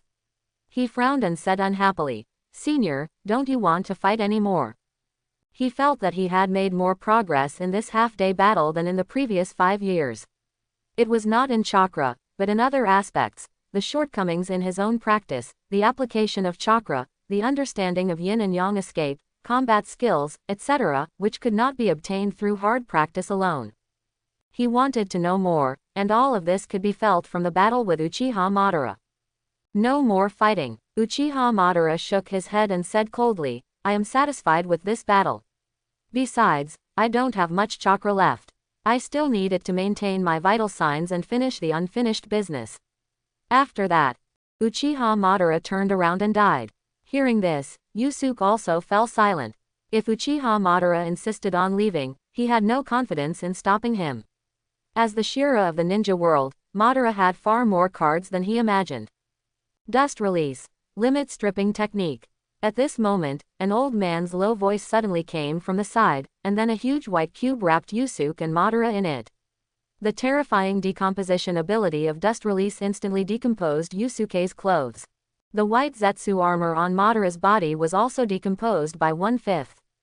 Onoki flew in the air panting, waiting for Yusuke and Uchiha Madara to be decomposed into molecules and dissipated in the ninja world, but then he showed an incredible look. He saw Yusuke and Uchiha Madara with faint chakra wrapped around their bodies, standing in the dust release as if nothing had happened, staring at his position. How is this possible? This is the dust release that I used after accumulating power, using almost all of my chakra. It can definitely decompose all the substances in the ninja realm into molecules. Moreover, after half a day of fighting, the chakra of these two people has been almost exhausted. How could they still have enough chakra to resist my attack? Onoki was in the battlefield of the Land of Earth, so the distance to the Land of Rain was relatively close. In addition, he flew, and he arrived in the Land of Rain 2 hours ago. However, Madara and Yusuke were fighting fiercely at that time and did not notice him. In order to kill Madara and Yusuke, who were a big threat, he hid underground to restore his chakra to its peak state, and then waited for the two to be defeated before killing them. He began to accumulate power the moment Madara said he would not fight anymore. But the result now is completely different from what he thought. His full-powered dust release was only blocked by the thin layer of chakra gauze on the surface of the two people's bodies. "Onoki, you don't really think that me and that junior didn't notice you, do you?" Madara sneered contemptuously, and at the same time a black stick appeared in his hand. He slowly walked towards Onoki with dust release. His chakra consumption was too great, and he didn't intend to use ninjutsu. He wanted to use physical skills to deal with Onoki.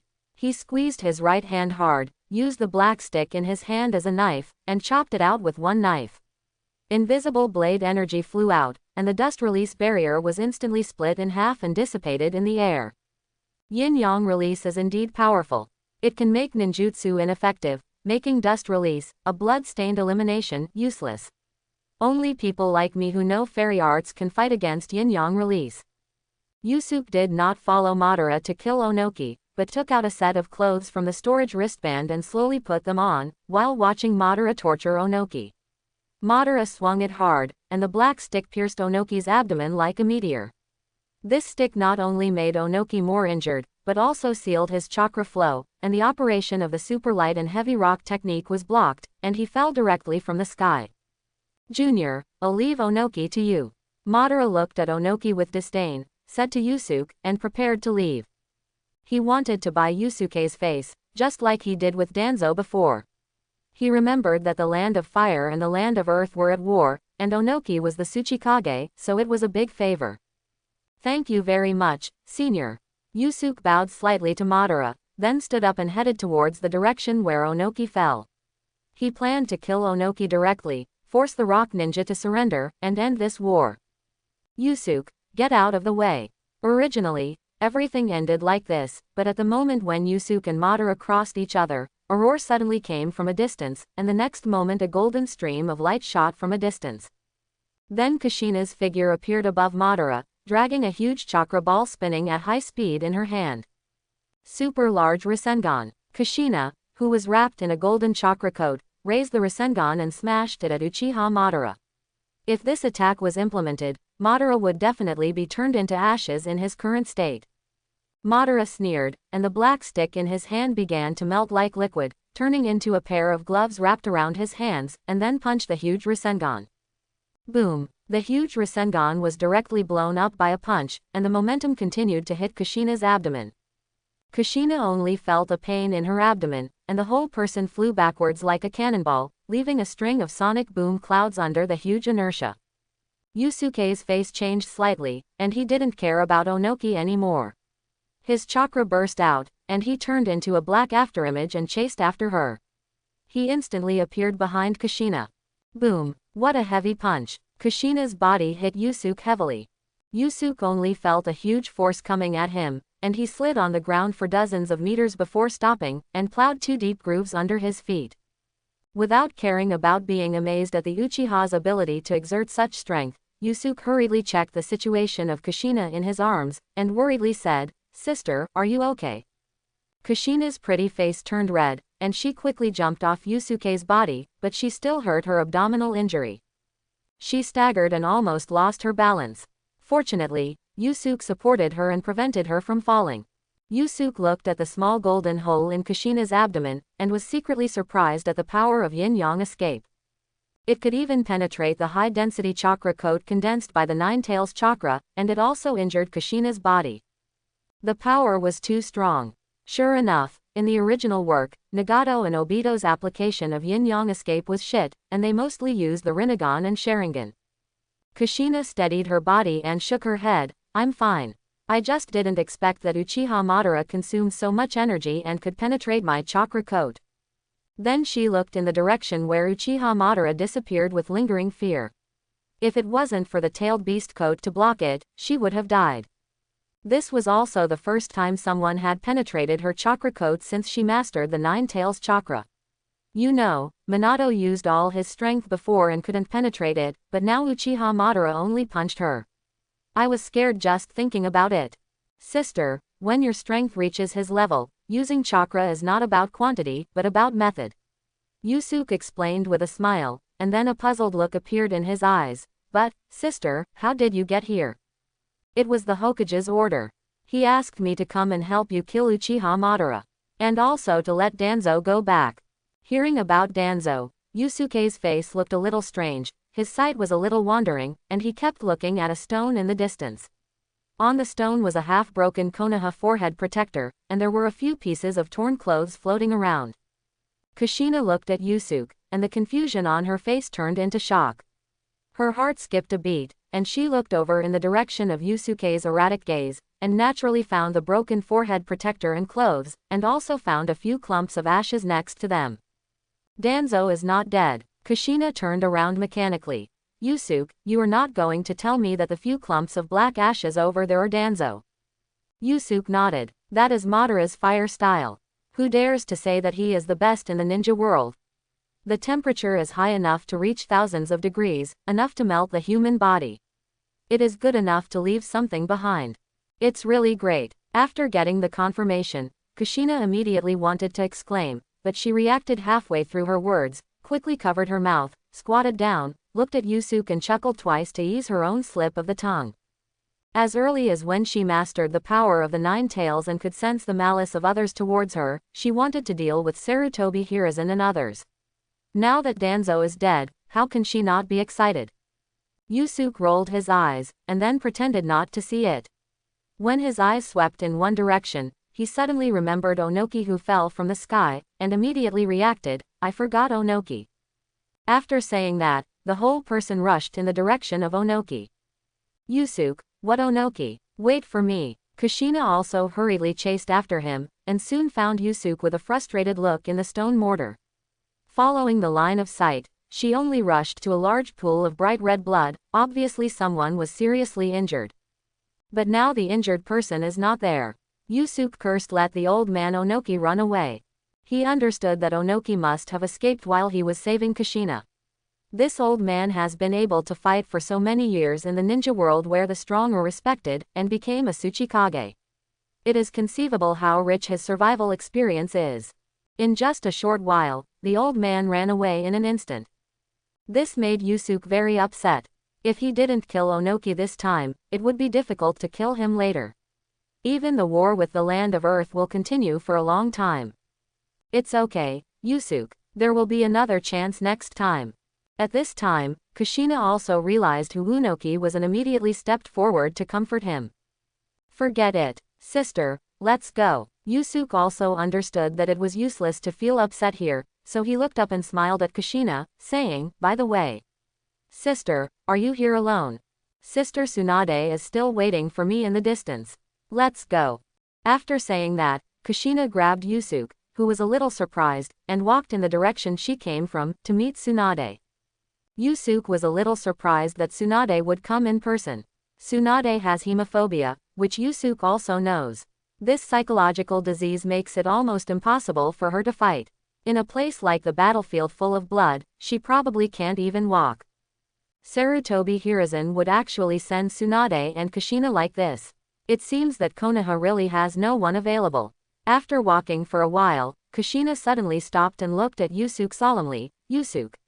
If Sister Tsunade asks what happened to Danzo later, you must insist that it was Uchiha Madara who killed him, and it has nothing to do with you. Do you understand? It seems that Sister Kushina wants to understand that Danzo's death has a lot to do with me. Thinking of this, Yusuke felt warm in his heart, and pretended to smile innocently and said, Sister, what are you talking about? That's Uchiha Madara, whose strength is unrivaled in the ninja world. I'm lucky enough to be able to save my life in his hands, so how can I care about Danzo-sama? Don't you think so? Sister. Hearing this, Kushina burst out laughing and said to Yusuke directly, you. Hee. Yusuke touched his head and smiled foolishly. Soon, the two came to a forest, and saw a mature and beautiful ninja with long light yellow hair, often tied into a big ponytail, a blue-purple mark on her forehead, short light yellow eyebrows, bright brown eyes, light red lips, red nails, fair skin, big breasts, and a plump figure. She wore a tea-green long gown with black edges, a loose sleeveless top similar to a kimono, a black cloth belt around her waist, and dark blue cropped trousers. There was a big word, Gamble, embroidered on the back of her clothes. It was Tsunade, Sister Tsunade. Seeing Tsunade, Kushina also greeted excitedly, and pulled Yusuke to Tsunade, and hurriedly introduced, Sister Tsunade, this is the brother Yusuke I told you about. Yusuke pulled Kushina's sleeve, and said awkwardly, Sister, I know Lady Tsunade. Don't forget, on the battlefield of the Wind Country, Lady Tsunade was specifically called over to be responsible for Chiyo's poison. Tsunade smiled, stretched out her hand to hold Yusuke in her arms, not caring at all about the huge chest pressing against Yusuke's forehead, and said with a smile, this brat often came to me to ask about medical ninjutsu when he was in the Wind Country. How could we not be familiar with each other? Yusuke's face was immediately filled with black lines. What do you mean by frequently asking about medical ninjutsu? He only asked twice when he first arrived at the battlefield of the Kingdom of Wind, and he has been fighting on the front line since then. Feeling Tsunade's increasingly powerful arms, Yusuke laughed inwardly. It would be very simple for him to break free from Tsunade's restraints with his own strength, but it would be a fool not to take advantage of the situation, especially when it was a top beauty like Tsunade, so he pretended to struggle. As if seeing what Yusuke was thinking, Kushina stepped forward and rescued Yusuke from Tsunade's arms. Sister Tsunade, Yusuke is almost blinded by you. After saying that, she looked at the majesty of Tsunade's chest with envy. And which girl doesn't want to have such a wonderful figure? Yusuke felt a little regretful and a little aftertaste. Seeing this, Kushina punched Yusuke on the forehead, her pretty face blushing and angrily scolded, "Rascal." Tsunade rolled her eyes. She was a carefree person, so she didn't care. But a hint of gloom and sadness flashed in her eyes, and she thought of the time she spent with her brother Naoki. The two of them played around for a while, and then Kushina explained the current situation to Tsunade. After hearing that Danzo and several members of the root were burned to ashes by Uchiha Madara, Tsunade was shocked at first, and then her eyes showed joy. She didn't like Danzo either, and could even say that she hated him to the extreme. With her status, she knew a lot about what Danzo did. If it weren't for her teacher Sarutobi Hiruzen, she would have beaten Danzo into a pulp with one punch. I know the details. After Kushina finished her report, Tsunade nodded, then turned to look at Yusuke and said, "Yusuke, you don't have to go back to Konoha with Kushina and me. The situation in the Land of Earth is still unclear, and we need top combat power like you to shake the scene. As for the teacher, I will report to him in person." Okay, got it. As the future 5th Hokage, Tsunade's political talent is not low.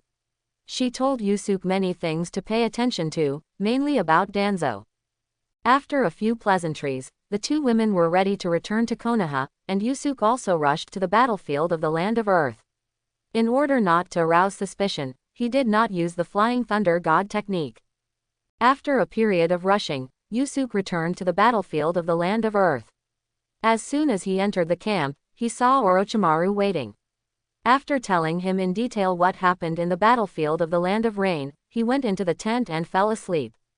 In the Hokage's office, Sarutobi Hiruzen's face was extremely ugly. He looked at Tsunade who was sitting beside him in disbelief. He still couldn't believe that Danzo was gone like this. Now the whole ninja world knows Danzo very well. Sarutobi Hiruzen dares to say that he is the first, and no one dares to say that he is the second. He knows best how much Danzo cherishes his life and how much he protects his life. He will not easily put himself in danger. How could he die so easily? Tsunade, how are you sure that Danzo was burned to ashes by Uchiha Madara? And not Yusuke Akamichi. Although he is famous for his earth escape technique, I know that his fire escape technique is much stronger than many of Konoha's Jonin. Hearing Sarutobi Hiruzen's words, Tsunade looked at Sarutobi Hiruzen in disbelief. Suddenly, she felt that the teacher in front of her was extremely unfamiliar. Was this still the teacher he was familiar with? This is what a Hokage should say. He actually chose to believe his enemies instead of choosing to believe his own people. This is very detrimental to the unity of Konoha. In the past, he would dedicate everything for Konoha, and he would not let go of anyone who endangered Konoha. Looking at Tsunade's expression, Sarutobi Hiruzen knew that he had said the wrong thing, and hurriedly explained, "Tsunade, you know, Danzo is my best friend, and I know everything about him. I just want to know how he died. And the information given to me by the Anbu said that Yusuke Akamichi had a conflict with Danzo, and even burst into momentum to kill Danzo. Do I have reason to doubt him?" Tsunade asked coldly. "So this is why you doubt your own people, or do you think Yusuke can find time to burn Danzo to ashes while fighting Uchiha Madara? You were not young when the Battle of the Valley of the End took place. How many people in the ninja world can change the geographical environment? And this time, Yusuke and Madara almost destroyed 1/3 of the Land of the Rain country. With this kind of destructive power, you still think Yusuke has the ability to kill Danzo under Uchiha Madara's hands?" Sarutobi Hiruzen slammed the table, interrupted Tsunade's words, and shouted excitedly, "It is precisely because Akamichi Yusuke can fight Uchiha Madara like this that I doubt him, otherwise." "Otherwise what? If Yusuke doesn't have the strength, he will die fighting with Uchiha." Tsunade interrupted Sarutobi Hiruzen, her eyes getting colder. "Teacher, you disappoint me so much, and you are no longer the Hokage who can lead Konoha to become powerful." After saying that, Tsunade turned and walked towards the door, then kicked it out. Boom! With the help of the strange power, the door of the office was blown into pieces, and a huge hole appeared in the Hokage building. Tsunade didn't even look back, she jumped out of the hole and left. Only Sarutobi Hiruzen, who looked extremely ugly, was left, and took out Yusuke's information from the drawer, wondering what he was thinking. In the land of Earth, in the Konoha camp. After sleeping for a day and a night, Yusuke finally opened his eyes. The battle with Madara had consumed him greatly, not only his body and chakra, but also his mental energy due to the full concentration on the battle. That was why he had slept for so long. He got up and retrieved the special kunai buried in the soil. Then, Yusuke sat cross-legged on the bed and began to practice. The natural energy in the air was sucked into Yusuke's body with his breathing. It was just a very ordinary breathing, but the sound was unusually loud. Even with the naked eye, one could see wisps of white smoke entering Yusuke's mouth and nose. These white smokes were oxygen mixed with natural energy. As Yusuke's respiratory system was built, it became more and more perfect. Although there was no abnormality in his normal breathing, he was absorbing natural energy all the time. He could absorb a lot of oxygen during cultivation. Oxygen and natural energy were transported to cells throughout the body through the lung circulation, so as to achieve the effect of cultivation. This battle with Madara has consumed a lot of my energy. It will take at least 2 months to absorb natural energy and convert it into senjutsu chakra to restore to peak condition. Feeling that there was less than 1/3 of senjutsu chakra sealed in the chi sea, Yusuke also showed a wry smile, but thinking of the gains from this battle with Madara, he was excited again. Not only did he deal with Danzo, the disgusting guy, but he also learned a lot from Madara, especially yin-yang escape. Although his overall condition has not changed, his combat power is definitely about 50% stronger than before. Recovery is something that cannot be rushed, and Yusuke also planned to go out for a walk. When he opened the tent, he saw many Konoha ninjas training in the open space, and they all looked obviously more relaxed. Hinata Hazashi, who was feeding moves to Aburame Shiwei, saw Yusuke coming out and greeted him, "Master Yusuke, you're awake. Well, you guys continue, I'll go find the teacher." Yusuke nodded and walked towards the tent in the middle. Now that Danzo is dead, Orochimaru is the supreme commander of the battlefield in the land of Earth. The master and the apprentice discussed the next strategy and tactics. The first thing to do was to pull the front line back, away from this venue suitable for the rock ninja to perform, and put the battlefield in the woods of the Land of Fire. The Konoha ninja is fully equipped with reconnaissance, medical treatment, and strong attack. It can be said that the functionality is very complete, and the strength is far superior to other ninja villages. It's just that it's not in an environment that is beneficial to the rock ninja. Most of them are the most basic. Then it's to rearrange the ninja formation to make the team more reasonable and the division of labor clear. At the same time, send a reconnaissance squad to collect intelligence on the rock ninja to ensure that they have an advantage before the war begins. 2 days later, Yusuke smiled while playing with a black stick and looking at the intelligence in his hand. "Teacher, it's just as we expected before. The 4-tailed Jinchuriki Laozi and the 5-tailed Jinchuriki Han are here. Now we can collect the chakra of these 2-tailed beasts." Orochimaru's face was a little solemn. Laozi and Han are very close to perfect Jinchuriki, plus the 3 top strong men Onoki, and there are Huang-Tu and others. We may not have enough Jonin on our side. Konoha is fighting with the 4 major ninja villages at the same time. Even if there are more Jonin, there are not as many as the 4 villages combined, so the 3 battles with Konoha can be said to be extremely difficult. In the original work, if it weren't for the rapid rise of Kakashi's generation and geniuses such as Namikaze Minato, it is estimated that the 3 battles would have been lost long ago. But now Kai and others have just graduated, and their strength cannot reach the strength of the end of the original work. Yusuke smiled and said to himself, "Teacher, Laozi, Han and Onoki will be handed over to me. After the battle with Uchiha Madara, I am confident that I can fight 3. You just have to work harder and stop Huang-Tu and others." Orochimaru was surprised, and finally put his sights on the black stick in Yusuke's hand. The more he looked at it, the more he felt that the black stick was not simple. He compared all the materials in his mind and found that none of them could match the black stick in front of him. He was shocked. Orochimaru, in order to achieve immortality, had not only done biological experiments, but also studied all kinds of materials in the ninja world. He couldn't tell what kind of material the black stick in front of him was made of. Seeing this, Yusuke smiled and handed the black stick in his hand to Orochimaru, explaining, "Teacher, this was made by Uchiha Madara using yin-yang escape. It will help us to study yin-yang escape. You can take a look." A trace of surprise flashed in Orochimaru's eyes. "It's a product of yin-yang escape, no wonder I can't see it." After that, he couldn't wait to take the black stick and began to study it. "Since it is a product of yin-yang escape, let's try it with chakra." Orochimaru injected chakra into it and observed the reactions of various ninjutsu under the black stick. Yusuke didn't bother him. He took out the food and ate it by himself, and studied new training by the way. Soon after, Orochimaru returned the black stick to Yusuke and said in a deep voice, "It is indeed worthy of being yin-yang escape. The 5 major attribute ninjutsu have no effect on it. Only senjutsu and taijutsu can cause damage." He has now studied some of the characteristics of the black stick, and is secretly surprised by the power of yin-yang escape. At the same time, he is more convinced of Yusuke's training theory. He is no longer worried about Yusuke's 1-on-3 challenge. He knows his disciple well. He usually makes plans before taking action and never does anything without confidence. If he says that he will leave it to him, it means that he is confident that he can defeat the 3 people. 2 months passed quickly. During this period, the rock ninja led by Onoki did not make any major moves. Both sides basically had minor frictions.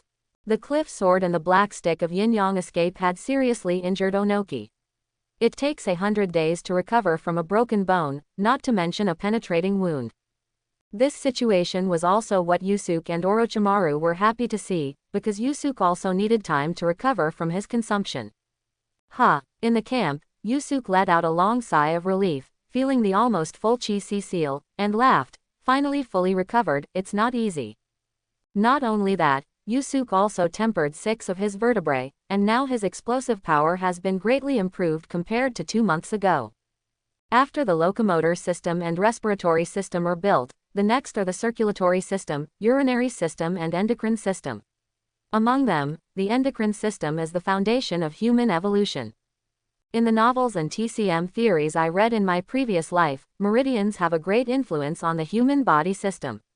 For example, the 8 desolations and 6 combinations, only I am supreme, skill in Tianshan Tonglao mainly targets the Han Shaoyang Sanjiao meridian, which is the endocrine system. It can even achieve rejuvenation. If it is stronger, immortality is not a dream. The organs of the endocrine system are not as obvious as the organs of the digestive system and the respiratory system. The pituitary gland and pineal gland are in the brain, which is not something I can easily access now. So if I want to build this system, I have to start with the meridians. I really want to get the 8 gates as soon as possible. When thinking of the 8 gates, Yusuke felt a little depressed. He had been training for many years, and his training intensity was even greater than that of Might Guy. Why couldn't he feel the gates in his body? Is it because there is too much chakra in my body? As for the gates, Yusuke actually had some guesses. They should be the acupoints of the human body. So he must get the method of flushing the acupoints of the 8 gates later. After being depressed for a while, Yusuke left the tent. Since he had recovered, he had to take advantage of the fact that Onoki's injury had not yet fully recovered to attack the rock ninja. This place was commanded by Orochimaru, who took the initiative to go out. After Yusuke expressed his idea, Orochimaru immediately agreed. They had collected a lot of intelligence about the Iwagakure ninjas during this period, and it was time to attack. So the Konoha ninjas quickly moved and began to attack according to the location of the Iwagakure ninjas' base in the intelligence. Orochimaru and Yusuke worked together to summon hundreds of snakes from the Ryachi cave, led by Manabu and White Snake. The summoned beasts grow at an amazing speed, not to mention that White Snake listened to Yusuke's advice, and its strength has improved by leaps and bounds. Now its strength is no less than Manabu, and it is extremely obedient. White Snake, lead the snake group to protect the Konoha ninja. Yes, Master Yusuke. The White Snake nodded and began to order the snakes to disperse. Almost every Konoha ninja was followed by a poisonous snake from the Dragon Cave. Most of these snakes were extremely poisonous and could kill instantly. The sudden action of the Konoha ninja naturally alarmed Onoki. The stinking snake and the little Yusuke, they actually chose this time to attack. After receiving the information, the wounded Onoki flew into a rage and pounded the table in front of him. Unexpectedly, he used too much force and agitated his abdomen. He immediately covered his stomach and cried out in pain. Ouch, my stomach. Upon seeing this, a man wearing purple armor, with red hair and a big beard rolled his eyes and said unhappily, "Old man, since you are injured, just take a good rest. I will deal with that little brat named Yusuke." After saying that, the man wanted to rush out. Stop.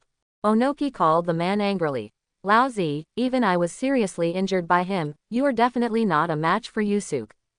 Lousy was silent. Although he hated Onoki and disagreed with Onoki's ideas, he still recognized the strength of this little old man. When he did not master the power of the four tails, it was Onoki who suppressed the four tails many times. At this time, the man wearing steam armor stood up on the other side. I'll go with you. I believe that the combination of our two great Jinchuriki, the strength should be enough to deal with Yusuke Akamichi. Okay, you two will deal with Yusuke. As for Snake, I will deal with him. Onoki nodded. This was the only way at the moment, but when he thought of the battle between Uchiha Madara and Yusuke, he always felt uneasy. He felt that relying on Han and Lousy alone was doomed to fail. Yusuke stood on a tree, with no ninjas around. He looked at Lousy and Han running towards him from afar, with a smile on his face. The next moment, he disappeared from the spot and fell to the ground below. He exerted a little force on his feet, and the ground cracked. He turned into a black afterimage and rushed towards the two people, causing sonic booms. Originally, Yusuke's control was enough to eliminate the sound when the explosion exceeded the speed of sound, but sound can sometimes be a weapon that can make people afraid before the battle. The piercing sound of the sonic boom pierced the quiet air, and Lousy and Han's nerves instantly tensed up. Their eyes became sharp, and their bodies instinctively entered a state of high alert. Lousy frowned, and with a thought, his whole body was wrapped in high-temperature lava. This was his famous skill, the Molten Chakra mode, which was both lethal and defensive. When combined with physical skills, it was extremely effective. Everything it touched would melt, and it could also enhance defense. Han bowed slightly, moved his feet, turned on his steam armor, and took a defensive posture. There was a hint of tension in his eyes, and fine beads of sweat appeared on his forehead. The appearance of the sonic boom made his heart beat faster and his breathing became rapid. The air was filled with a tense atmosphere, and time seemed to freeze. Lousy and Han exchanged glances with each other, tacitly approached each other, and formed a temporary line of defense. Suddenly, Yusuke's figure fell from the sky, rushing towards Lousy and Han with a fierce momentum. Molten escape. Scorching river rock technique. Lousy roared, opened his mouth, and more than a dozen volcanic bombs were ejected, blocking the space in front of him, trying to stop Shangsuke's attack. However, Shangsuke easily passed through the blockade of volcanic bombs like a butterfly flying through flowers, and rushed straight towards Han. Han dodged to the side, avoiding Shangsuke's attack, and punched Shangsuke at the same time. With the blessing of boiling escape, each punch was powerful. Shangsuke flexibly dodged Han's fist, his whole body turned black, and the earth escape hardening technique spread all over his body. In this way, he fought with Lousy who activated the molten escape armor and Han who activated the boiling escape armor. The two sides went back and forth and launched a fierce battle. Shangsuke's speed was extremely fast and his attack power was extremely strong. Lousy and Han gradually fell behind. Shangsuke seized a flaw in Lousy and kicked him in the abdomen. Lousy groaned, stepped back a few steps, and a trace of blood flowed from the corner of his mouth. Boiling release. Unparalleled power. Seeing this, Han raised his chakra to boiling point in one breath, concentrated all the chakra in his body into his right foot, and kicked it out fiercely, trying to support Lousy. Bang! However, Shangsuke only raised his right hand to block the blow containing extreme power, and then turned around and punched out. Han was hit in the chest before he could defend himself, and the whole person flew out. Lousy widened his eyes and shouted angrily, "Shangsuke, you guy!" Yusuke sneered, with no intention of stopping. He approached Lousy step by step, with a cold light flashing in his eyes. At the same time, a fist-sized chakra ball appeared in his hand, which slowly turned red as time passed, and the temperature around it was also slowly rising. It was the fire-style Rasengan that was infused with the nature of fire attribute chakra. Lousy felt Yusuke's murderous aura, and his heart couldn't help but tremble. He knew that if he was hit by this blow, he would definitely be in great danger. But he was not panicked at all. He took a deep breath, and his body changed significantly. The surging state of the tailed beast chakra quickly covered the dark red-tailed beast chakra. In just a moment, he turned into a purple-red shadow man composed of chakra, and the 4 scarlet tails behind him began to sway. Has it transformed into a half-tailed beast so quickly? Seeing this, Yusuke couldn't help but murmured, without any fear in his eyes, but instead quickened his pace. Laozi didn't even have time to react, and the red Rasengan was imprinted on his chest. Boom! A red light burst out with a terrifying high temperature, and Laozi's body flew out and hit the stone wall heavily. He spat out a mouthful of blood, and his eyes became dim. Shangji looked at Laozi lying on the ground indifferently, without any mercy. Old man, your strength is just so-so. Yusuke laughed. At this moment, Han struggled to stand up, his eyes were full of anger, his whole body was emitting heat, and scarlet chakra instantly covered his whole body. He also entered the state of half-tailed beast, and said in a cold voice, Yusuke, I will not let you go. Yusuke turned to look at Han and smiled disdainfully. You are the same, you are vulnerable. Although the 5-tailed king is much stronger than the 4-tailed king, it is not much stronger, so Han's half-tailed beast transformation is not much stronger than Laozi, and a single shot of the Senjutsu fire-style Rasengan can also solve it. After saying that, Yusuke launched another attack, ready to defeat Han in one fell swoop. Roar! Suddenly, a beast roared, followed by an earth-shaking sound. A 50-meter-tall giant ape with huge fangs and 4 tails appeared in the forest. As soon as the 4-tailed monkey came out, he roared to himself, I am the king of immortal kings, Sun Wukong. Hearing this, Shangsuke's face instantly turned cold, and the cold murderous intent filled the entire forest. The man opposite felt as if he had fallen into an ice cave. Sun Wukong was the childhood idol of countless Chinese people. At this moment, the 4-tailed monkey said this, which was simply an insult to this name. The next moment, Shangsuke abandoned the man opposite, and his figure instantly rose taller, turning into a 50-meter-tall giant, and punched the 4-tailed monkey. Shangsuke had already seen through the essence of the super multiplication technique, which could turn him into a giant of about 200 meters. Bang! Before the 4 tails could react, Yusuke's punch smashed it into the ground, and the entire ground caved in. The huge force made the 4 tails' cheeks cave in. Yusuke looked down at the 4 tails with cold eyes. Beast, how dare you insult the name of Sun Wukong? The fallen 4 tails let out a deafening roar, as if to tear the whole world apart. Its eyes were filled with endless anger and hatred, staring at Yusuke in front of it. The 4 huge tails of the 4 tails began to swing violently, and every swing brought up a piece of hot magma. This magma rushed towards Yusuke like a fire dragon, with its fangs and claws bared.